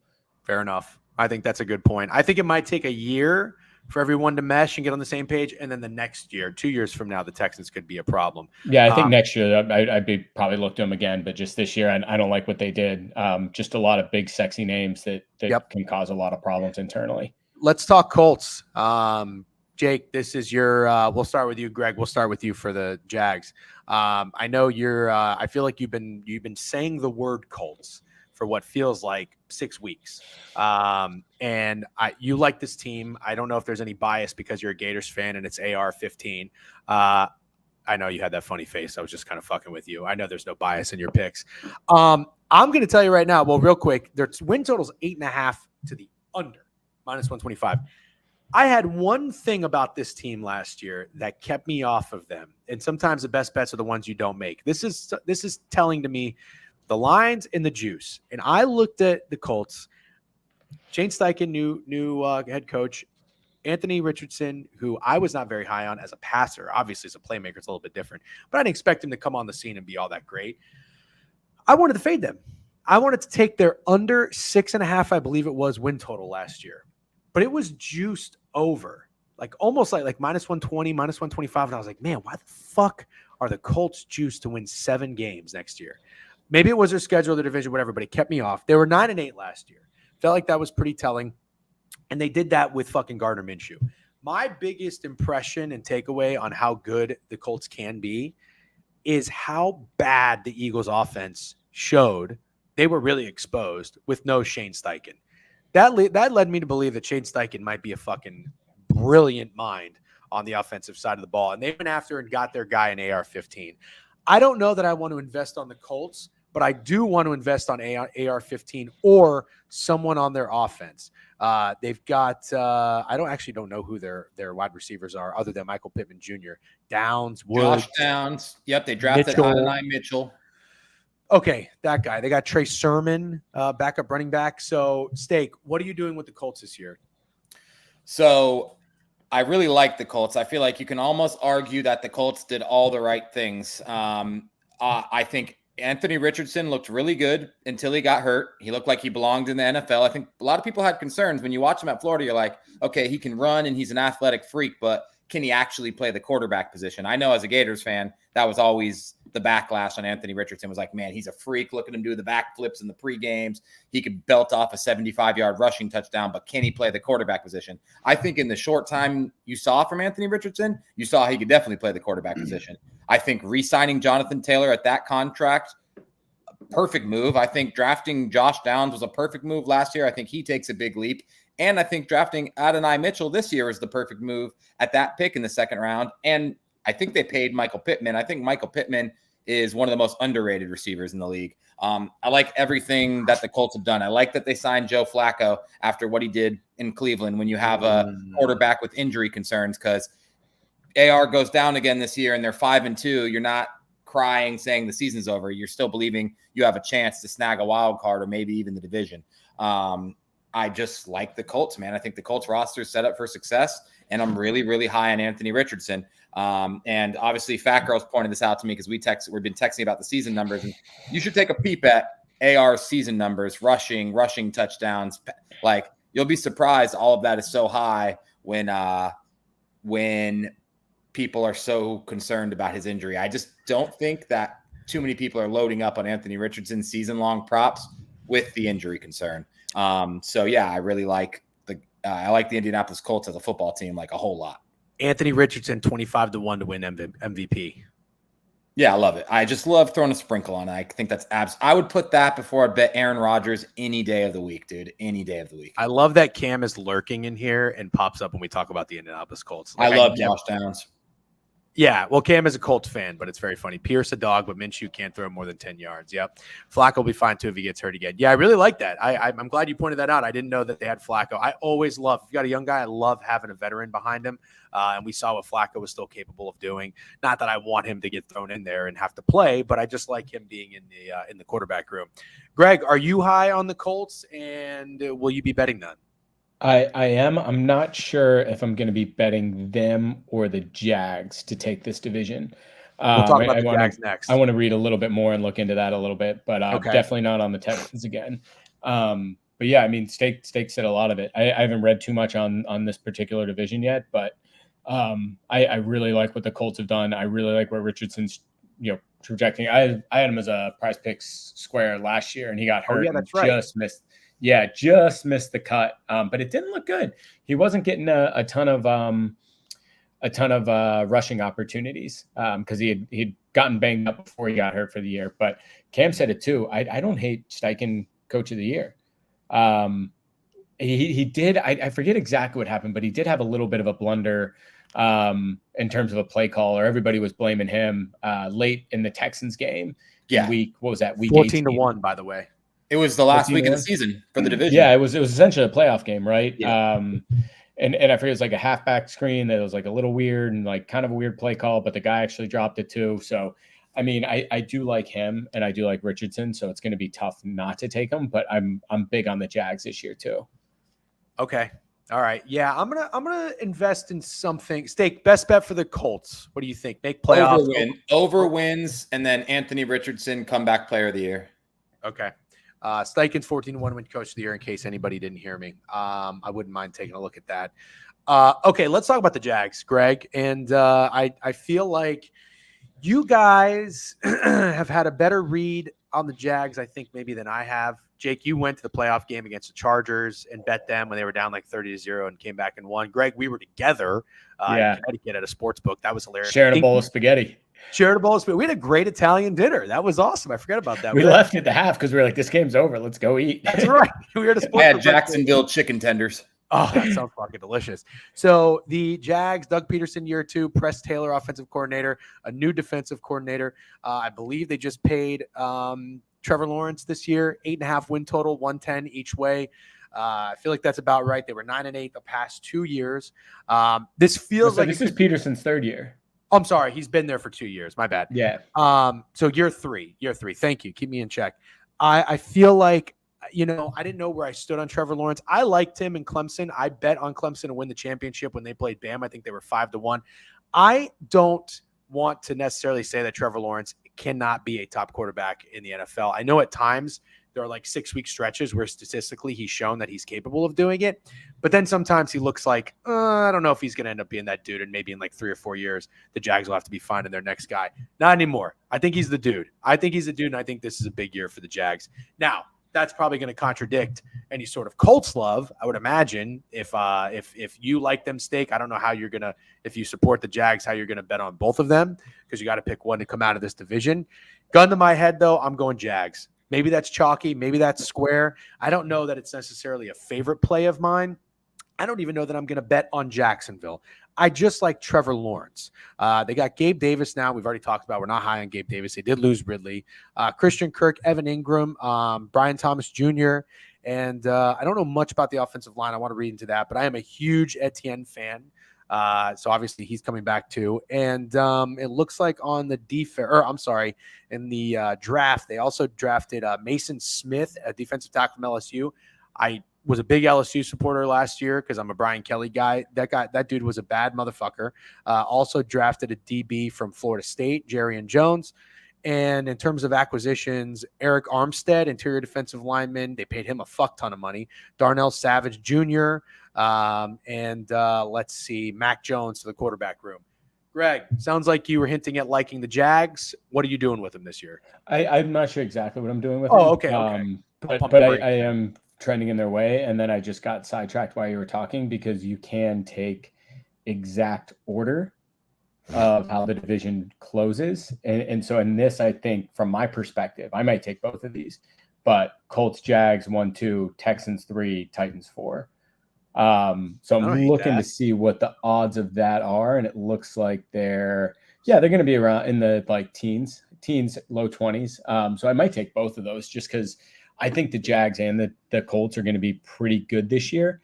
And I think they're going to be above the Texans who are the favorites. So why not kind of capitalize on that if I like both of those teams? But again, I haven't really read too much on this specific division yet. So other than I think fading the Titans, which I'm going to do, I'm not sure exactly how I'm going to play this, but I do like the Jags and the Colts to make big strides this year and be playoff teams. And I do like the Texans to take a step back. So I just that's holistically where I stand on a lot of this. Yeah, man, I think the Jags could be back. I mean, they had that big playoff win and everybody was really on them last year. Just such a bummer of a season in a lot of ways. So I almost see that's what's going to happen to the Texans this year. Of like they came up, everybody's excited about them, got a playoff win, and then they sort of regress. And then, like you said, I like the Texans 2 years from now. That's where I think I'm at with the Jags. Of last year was a little bit of a setback after flying too high, and they start to get it together again. Okay, Steak, where you at with the Jags? So I think it's worth mentioning is how they started because it wasn't like a bummer of a season. It was like a complete collapse of a season for the Jags. I mean, at one point, weren't they minus like 5,000 to win the division? There's something crazy like that. Like there was a point where Jags. Yeah, I pretty much ripped up my Texans ticket. That's right. Oh my God, I forgot all about that. You're right. So I just want to toss it in. As we've talked about this NFL preview, I've tried to kind of stay away from the contrarian brain when it comes to futures and stuff like that and just give how I feel about the teams. However, this might be the one where I fully just have to go contrarian. Given the division, given what Alan Dim said about the trendy team never winning this division, given how the Texans played last year, given how much Colts love there is, and then given the fact that I actually really do like Trevor Lawrence and I really do think the Jags have a lot of pieces, and I'm not buying Gabe Davis wide receiver 1. I think he's wide receiver 3. I think Brian Thomas is an absolute baller, and I think Christian Kirk is actually better than Gabe Davis. So I have Gabe Davis somewhere around wide receiver 3 on that team. I think we'll find that out soon. I like the Jags to win the division. I like a Jags comeback here. I believe in Trevor Lawrence. I fully believe in Trevor Lawrence. Wow. I didn't expect. Yeah, the only thing I was going to say is the Jags get a little hosed on it. And last year they fell apart after their bye. I was just looking, but they did have to play back-to-back international games last year. They do this year too. Did okay. Yep, and they got to they're the London Jaguars. Yep. Yeah, I mean not yet, but pretty soon. Yeah. Now apparently he's getting the stadium. Trevor got the contract, and Jacksonville got the plans for a new stadium. Oh shit! Something. Yeah, wow, I need to get a charger. Yeah. It's a pretty tough start to the season for them at Miami, Browns, at Buffalo, at Houston, but I don't mind the Week 12 bye, and it kind of is an easier end to the season. You get the Titans twice in the last 5 weeks. You get the Raiders, but then you got to play the Colts. Yeah, I don't mind that. I don't mind it at all. I'm pro Jags. I'm pro Trevor Lawrence. Don't know how I'm going to bet them yet, but I'm going to be on something for them. I'm loving this Gabe Davis hate. Oh yeah, you're a Bills fan. That's right. Okay, Last team in the division, the Tennessee Titans. And I don't think we need to spend a ton of time on this, but they're going to be bad. I think everybody knows that. They're the second best odds to have the fewest wins in the NFL. Third, right? Oh, is that what it was? Who was? Broncos Oh, yeah. I'm sorry. The Panthers were 550. No, they're fourth. Fourth. Yeah, that makes sense. They're eighth one. I'm sorry about that. In terms of overall wins, let me see where I can find that. I got to tell you, fucking. I said that, Casper. I said those exact words. Texan. What did you say? He said people forget they were like 7-2 before all the. Oh yeah, he did say that. Yeah. Right. Okay, the Tennessee Titans. Here we go. 6.5 wins under -130. Is this? Am I doing the Raiders all over again? I don't like the Tennessee Titans this year, man. That might be a 2-unit play for me. Is it just 6.5 because of the division? I don't understand. Is that the low? division's good? The division's good. People like these guys, man. Should it be 5.5? Is that a weird number? I mean, am I overthinking it? I want to fucking hammer the Tennessee Titans under 6.5. I want that to be one of my best bets. I'm not a Will Levis guy. When all three of us did our mock draft, I think we got every pick wrong. Or no, just me and you, Steak. Sorry. I think we got every. Yeah, I was like, I don't do mock drafts. Every pick wrong 2 years ago, but I nailed Will Levis not going in the fucking top 20. I don't even think he went in the first round. I'm not a Will Levis guy. I want to die on that hill. He showed some flashes last year, like when he first came on. I think it was against the Falcons. He had like 4 touchdowns. Give me a fucking break. Guy didn't do anything after that. Total fluke. I think I want to fade the shit out of the Titans. Does somebody talk me off of it? Steak, talk me off of fading the Titans. There's no fucking way I talk you off of it. So the one thing I will say, because I missed what you guys said, maybe you did touch on this, but where I could see some people liking them is they have a lot of sexy names at wide receiver that they just brought in. So I think that would be like a vote against you, but I think we are on the same page of like Ridley has shown us nothing since he got busted for gambling. D-Hop is way over the hill. And who's the third guy? Tyler Boyd? Was that the third guy they got? Okay. I just think they're you can get excited about it, but deep down, this team's got a lot of problems. I think the Vrabel firing was bad. And I think he really kind of set this team back where this team's going to be in the gutter for a while. Degen hates Titans without Vrabel. Yeah, new coach, Brian Callahan, the old Bengals offensive coordinator. I don't think this is going to be good for them at all. Tony Pollard, that was the other one that's just like, so they got what Pollard, are you guys doing? Ridley, Boyd, Hopkins. Hopkins is getting old. Ridley's the kind of guy, in my opinion, I think he just wanted to get the money. I don't think he actually necessarily cares about going to Tennessee and trying to win. How could you? If you wanted to win, you would have stayed with a team like Jacksonville, I think. Pollard behind him is, I don't even know who's behind him. Spears. He's Spears. He's the one I like. He's the one I like. Mason Rudolph is the backup. Hate Mason Rudolph in a situation like this. He's definitely just there to party in Nashville. There's nothing that I don't think Mason parties. You don't think so? I mean, I actually like the Titans. We discussed it. I think Greg likes it too. I like the Titans as the last winless team. What did you say the odds were? I saw it plus 1,100 on FanDuel. Oh, last team to win? Yeah. First loss. Who will fewest wins?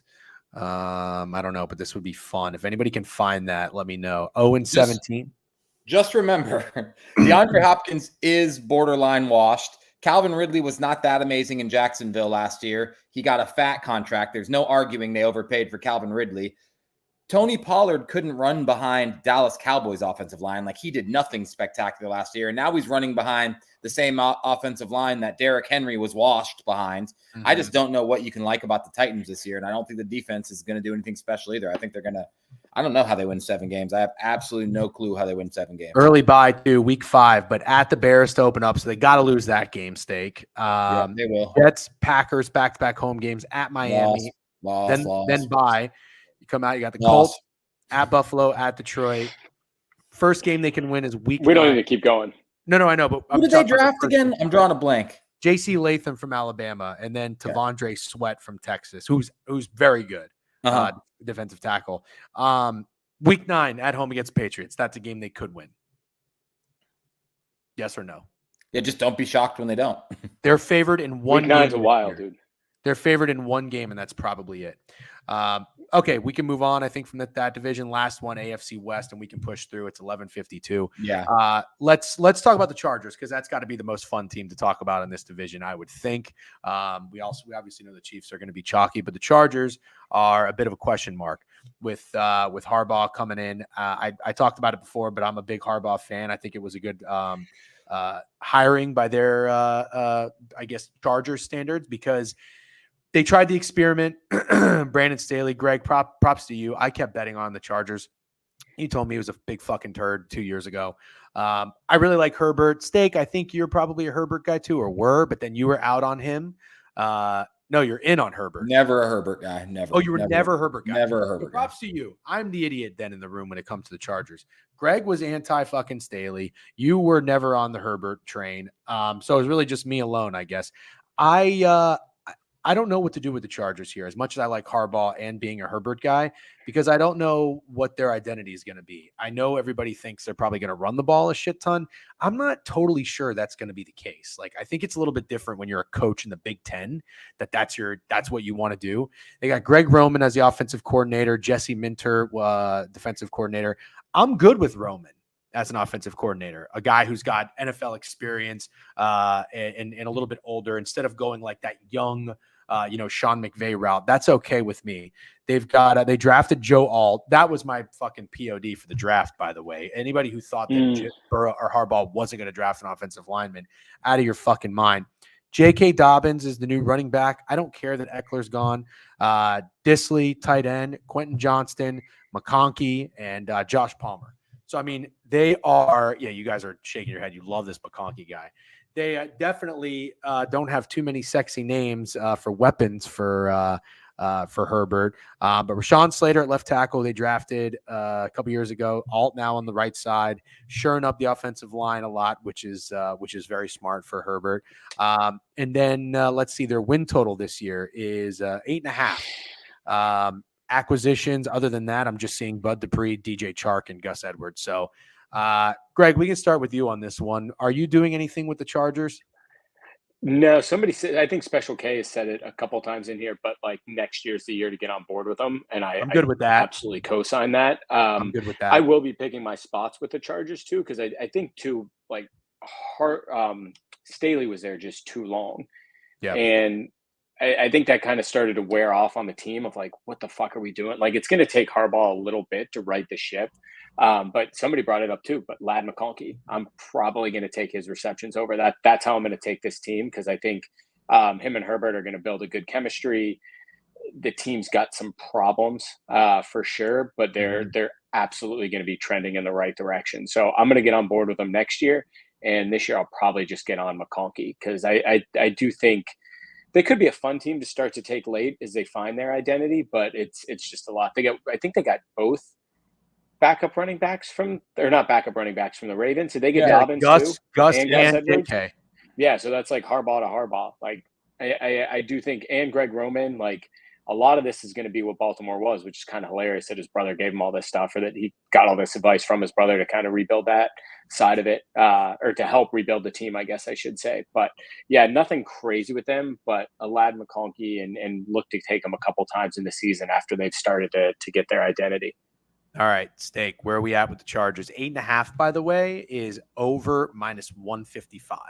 Seems like a lot of respect. So I think the most interesting conversation I've had about the Chargers so far this year is with Fat Girls, and it was Justin Herbert's season yards line, 3,600. So he thinks that's alarmingly low. And at first glance, I agree with him. And then I think about the fact that they lost Mike Williams and Keenan Allen and Austin Eckler. And then I think about the fact that Harbaugh came in and everyone's saying they're going to establish the run and play a different style of football. And then I'm not so sure if I think that's low. But my one thing I can't wrap my head around, Joe Alt is an amazing draft pick, and Rashawn Slater's a great that's a good offensive line, at least two major pieces. If you're going to impose your will with the run, you're going to take J.K. Dobbins, who I literally think has torn his ACL 17 times. I mean, has he ever made it past week 6? Seriously, has J.K. Dobbins ever made it past week 6? I really don't think so. And then Gus Edwards, those are the guys you're going to establish the run with. Like the two most mid, that's a mid running back room. And I don't know, man. I don't know if I can directly fade Herbert, but I obviously am with Greg on McConkey. I'm taking him most rookie receiving yards. I just think it makes sense. Obviously, MHJ will probably get that, but I'm not taking him at plus 165 or whatever he is. I agree with Kev. I don't think this would be the year to back the Chargers. I do think there will be a year, but I don't think it's this year. But I'm also not fading them. I think the 3,600 yard line for Justin Herbert is incredibly interesting. He should do that in his sleep. Well, I'm with you on what you came around to. I think given his weapons, it makes a lot of sense because you got to keep in mind there's no Eckler either. I mean, throwing to Eckler and receiving out of the backfield. This is a guy that could he could get 80, 90 reception yards. So I think it makes a lot of sense. I'm actually probably going to play Herbert over yards. And if they do run the ball, I think all that does is benefit the passing game. If anything, I think the fact that the Chargers were too pass heavy and didn't really have much of a threat on the run would be worse for Herbert. So I think that I don't know much about McConkey. I like Josh Palmer, but I think I'm okay with betting on. Yeah, I don't love him. I'm just saying, like, I like him. Johnson, I don't know, but I like Justin Herbert over passing yards, and I know Fat Girls is laughing in all caps. Vlad, most rookie receptions, check down merch. That too, Phil. What's up, Greg? I see you shaking your head. I was going to say that Quentin Johnson guy, I've never seen someone be a bust quicker. That was tough. Yeah. I believe in him a little bit this year. You and the Frat Boys can collab, DGen. Dude, nobody is running to the counter to bet Justin Herbert passing yards. I don't give a fuck what it is. I just don't. I feel like we could do everyone a favor and not spend too much time talking about the Kansas City Chiefs, since I know we all probably feel the same way. Yeah, we got to wrap up here pretty soon. I don't think we really need to talk about the Broncos, honestly. Should we just touch on, do we want to talk about the Chiefs, or the Chiefs are kind of chalky, or do we really just maybe want to wrap it up with the Raiders? It's just, what can you say about the Chiefs? That's the thing that's tough. It's like, exactly. Nothing to say about the Chiefs. I would be curious to hear what you guys think about Bo Nix, because I do look to the Broncos as a great fade spot. But from what I've read, it sounds like Nix and Sean Payton's coaching style will be like a really good merger. Steak, maybe you have more to say than me. Greg, by the way, great question on that for the Broncos. I guess that is really all there is to talk about for now until I do more digging and research. I don't know that I'm a Bo Nix in the NFL guy. I think that Bo Nix's story was great. I watched him at Auburn. I bet on him at Auburn. I was out immediately. I think I said he was the SEC's Brady Quinn, which I think was phenomenal comparison at the time because he wasn't that good. But then I had guys like Jay Kazin. What are you looking like that, Greg? Cam, Bo Nix MVP line. Who the fuck is looking at Bo Nix? Oh, MVP? I think you're talking about me. So shout out to Jay Kazin because he did say this. He's an Auburn fan and smart with Auburn. He did say that was not a good Auburn team. That was not a great situation for him. He went to Oregon. He was good. I liked Oregon. I think we all liked Oregon. I almost bet Oregon to win the championship. One of you guys talked me off of it. Thank you.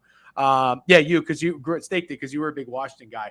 I'll tell you though, I liked what I saw from Bo Nix as like a football player.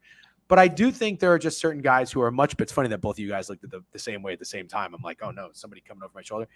I think there are certain guys who won't transition well to the NFL. And if they do, it's not going to be overnight. Probably a good fit in Denver. Not for me, not right now. So I'm not in on Bo Nix out of the gate for Denver. Gray, Steak, do you agree or disagree? I'll keep it really simple. I'm not anti Bo Nix. I didn't like him as much as other people did. Humble brag, Michael Penix 2-0 against Bo Nix last year. One time as 9.5-point underdogs. Go Huskies. But I think Sean Payton is a ginormous clown. I think he's become a huge clown. Totally agree. And I just don't like Sean Payton. So I'm not getting behind anything Sean Payton at all. I don't like Sean Payton either. And honestly, I'm kind of annoyed that he gets so much love. Because as a Bucs fan, I'm telling you, he benefited greatly from having a great quarterback like fucking Drew Brees. And then he did absolutely nothing. Well, I know, okay, you're going to tell me he won a Super Bowl. Give me a break. He choked so many home playoff games. Choked. So anyways, I mean, he lost to Kirk Cousins, dude. They lost to Kirk Cousins and they lost to Case Keenum. Yeah, dude, you can't do that. I'm sorry. I lose all respect for you. I don't care that you fucking – who did they beat in the Super Bowl? Was it Peyton? They beat Peyton, yeah. All right, Raiders. Let's just talk about the Raiders real quick, and then we'll wrap it up. It is 12:02. I appreciate you guys hanging out. It's great to have you on again. I'm so excited for football and can't wait to do this weekly. And by the way, can we just get one more time the newsletter in the degenerateweekly.com? We're going to get our best bets out every week. It's going to go out Friday morning. NFL previews will be out soon. College as well. So make sure you subscribe to the newsletter. All right, last one. Raiders. Antonio Pierce, Luke Getsy, new offensive coordinator from Chicago. Patrick Graham, defensive coordinator. The Raiders were 8-9 last year. Hand up, I did fade the Raiders. Didn't work out well. Steak warned me about them. I don't know where I stand right now with the Raiders. I love Max Crosby. He's a dog. I have invested in him 2 years as well. Him, Danielle Hunter, and him for most sacks. Haven't got there, but I really like the plays. He makes it hard for me to hate the Raiders because I'm such a big fan of his, and he makes it hard for me to fade the Raiders. Devontae Adams, Jacoby Myers, Brock Bowers, and who's my guy from Michael Mayer? Michael Mayer, Zamir White. Very weird draft pick, although I talked about this on Twitter, and a lot of people are like, what are you talking about? There's plenty of teams that have 2 wide receivers. Yeah, I just don't know that that's where they needed to go that high in the draft. But whatever. I'm not necessarily super out on the Raiders. They don't do anything to really excite me. Greg, are you going to be in or out on the Raiders as of right now, July 17th? I think in. I need to look a little bit more. I actually do. I'm trying to think. I want to finish. I do like the Bowers pick, but just because I think he's like a phenomenal guy to get, and even though you already had a good tight end, you got to take if somebody like him comes around who's can be generational, you got to take it. And I think the Getsy. Sorry, excuse me. Breesy? Getsy. He had worked, correct me if I'm wrong, but I think he used to be a Packers guy. So he had been with Devontae Adams before too. So I think you just have a lot of pieces there, and it might take him a little bit to get it together. But I like Antonio Pierce as that kind of dog leadership type head coach, and I'm going to let the experts do their thing. You're going to run the offense. Who's our defensive coordinator? I don't really know. Patrick Graham. He was there last year. Okay. So was under Pierce last year. Yeah, man, I do kind of like him to start getting it together. Aiden O'Connell's like, who knows yet? But I feel like having that 2 tight end, like 2 really fucking good tight ends, and Devontae Adams out wide.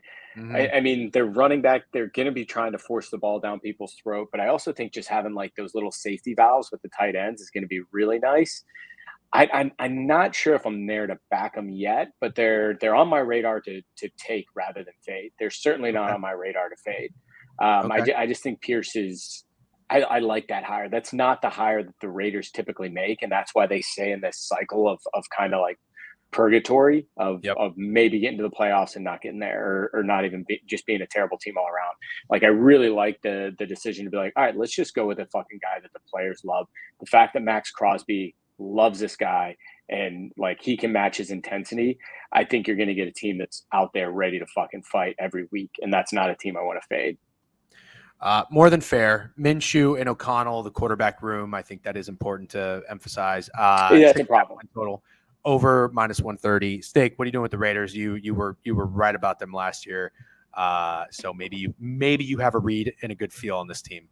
I have a feel on a couple players, and I don't have an exact read on the team, but obviously it's the second time I referenced this Netflix show. Receiver. I mean, bro, I just think Devontae Adams got to go. And I understand that the whole show was about him, but it looks to me from what you see on the show, like the entire team is walking on eggshells around this dude, the entire coaching staff about getting him the ball. And it literally looks like they care more about getting Devontae Adams the ball than they do winning football games. And personally, I don't think it makes Devontae Adams look very good at all. I think he looks kind of like a douche and a shitty teammate, even though a lot of people in the show are like, I love him. Max Crosby loves him. People are saying they love him. I don't know if they're just doing that for the show. I think he looks like a crappy teammate. And I also don't get why he came to this situation with Jimmy Garoppolo as the quarterback with the team the Raiders had with a 6.5 win total if he wasn't prepared for potentially a rough season. Like he's acting like they were just a fucking shoe-in to go to the playoffs, and anything less than a playoff run was unacceptable. I think he went there for the money. If he was trying to win, he would have stayed in Green Bay with Aaron Rodgers. So yeah, I think I can't buy the Raiders while he's there. Now, I love Zamir White. I actually believe he's going to be better than Josh Jacobs. And I think Brock Bowers is awesome. I don't know if it was the need for them, but it was the best player. They drafted the best player available, and I think he's going to be really good. So yeah, I can't buy him because I really want to see Devontae Adams leave. I do like Alec Pierce. I think he's awesome. Every time I hear him talk, I kind of get jacked up. Antonio Pierce. Yeah. Alec Pierce. Yeah, that's the Colts guy. Antonio Pierce, the white guy from the Colts. Yeah, just randomly threw him in there. Cam likes him too. Cam loves that guy. Yeah, of course he does. So much competition on the Colts roster for receivers. Somebody said it though, but Adams went to Vegas because of Derek Carr, and they played together at Fresno State. That was a which I want to be honest. Also, not a winning football move. No offense. Go play with your boy from college who has never won shit. That's not a winning football move. Yeah, no, it didn't work out very clearly. Good point. Both good points. I got to tell you, Aiden O'Connell, I remember him for Purdue, like fine Purdue quarterback. I was shocked at some games that he played in not in the sense of his saying he's talented, but like he did enough as a rookie, just getting thrown in there with a fired coach, way above expectations. Yeah. He didn't do dick against the Chiefs. I think that one game they won, which was crazy, but he did enough. And like the team didn't just pack it in. I was really surprised. Kudos to Antonio Pierce. I loved him as a player. I like players coaching. Like, for example, I'm good with JJ Redick coaching Lakers. Like, I don't give a fuck. He's got emotion. He's got passion. The opposite of Lovie Smith. Can't stand that type of shit. Yeah, I can't get there fading the Raiders. I just can't. I think they're going to be a pain in the ass. I got to watch the receiver show because when Greg was saying that Getsy used to be on the Packers staff and now Adams is kind of back with him, rekindling that relationship, maybe there's some favoritism there to be like, oh, let's get my boy the ball more. I was going to say maybe an Adams over receiving yards or lead the league in receiving yards. I wouldn't do it. Okay. No, they're also going to be trailing a lot. Yeah, go ahead, Greg. Oh, no, I was going to say with that, like I would love that for the Raiders if they got rid of him and got some draft picks or got something in the future for him because he's a win now guy, and that's not where you're at with the Raiders. Like, we can get somebody else or get somebody in a draft a year or two from now rather than keeping this guy hostage. And yeah, the Jets are as win now as anybody. And Mike Williams goes down week 6. Yeah. Okay. All right, guys. Oh, that was somebody just said it too. So that was the last thing I wanted to bring up because I heard it on a podcast too. But this Getsy guy, when he went to the market, I guess there was a ton of interest with it. This is a Raiders offensive coordinator from Chicago. Oh, yeah. There was a ton of interest in him and everybody wanted him. And nobody wanted Fields. So it's pretty much the market has said, like, Fields was the absolute problem there. And this Getsy guy did everything he could to help him and couldn't get there. So, I think I'm not on this guy yet, but I'm liking him a lot so far from what I've read. Okay. All right, guys. Yeah, Fields is dog shit. Good shit. 2 hours and 12 minutes. Greg, thank you for making the time. Get back to the corp world. Steak, goodbye. Steak. Thank you. Back-to-back days. I will see you tomorrow. We'll talk college football. We don't necessarily have to go a full 2 hours. And then we are going to have the match. Although I've been talking to people in the Discord, streaming this is going to be a bit more challenging than I anticipated. I thought I would just need an HDMI cord to plug in from my TV to my big old thing over here. Apparently, I have to do something else. So we'll see if we can figure it out. I'll grab a headset later. I got to go into the office. I'll run by Best Buy on my way home. You have a microphone or a headset or a microphone already? Yeah. Okay. So we'll see if we can stream it. I look forward to playing you. I still haven't necessarily played the game, but I set it up. I'll have to get a few reps in. Don't you worry. But don't play it too much. Don't play like 3 games today. I had no time yesterday. People hit me up to play all day. I didn't get home till like 8 p.m. I played nothing. Okay. All right. Good shit. Thank you very much. I'll see you tomorrow, Steak. Ladies and gentlemen, thank you for hanging out. That was a great time. I'm going to send you – I saw Owner's Box is live. I'll send you over an Owner's Box. Cannot wait for football. Subscribe to the newsletter, thedegenerateweekly.com. Steak minus 13.5. Yeah, good luck with that, Alan. We will be running that tomorrow, 6:30. Can't wait. Should be fun. I'm going to send you guys over. Thank you, Nightbot, for putting the website in there. Thank you, Sick Money. Appreciate it. W Newsletter. Yep. Have a great day. I was going to say good luck on your bets. There's nothing to bet on. I will see you tomorrow, same time, 10 a.m. We're going to run a little bit earlier to talk college football, and then we'll see. Fuck, I'm late. Yeah, you are late. And then we'll do the college football stream at 6:30. Check you guys later. Send you over to Owner's Box. Peace.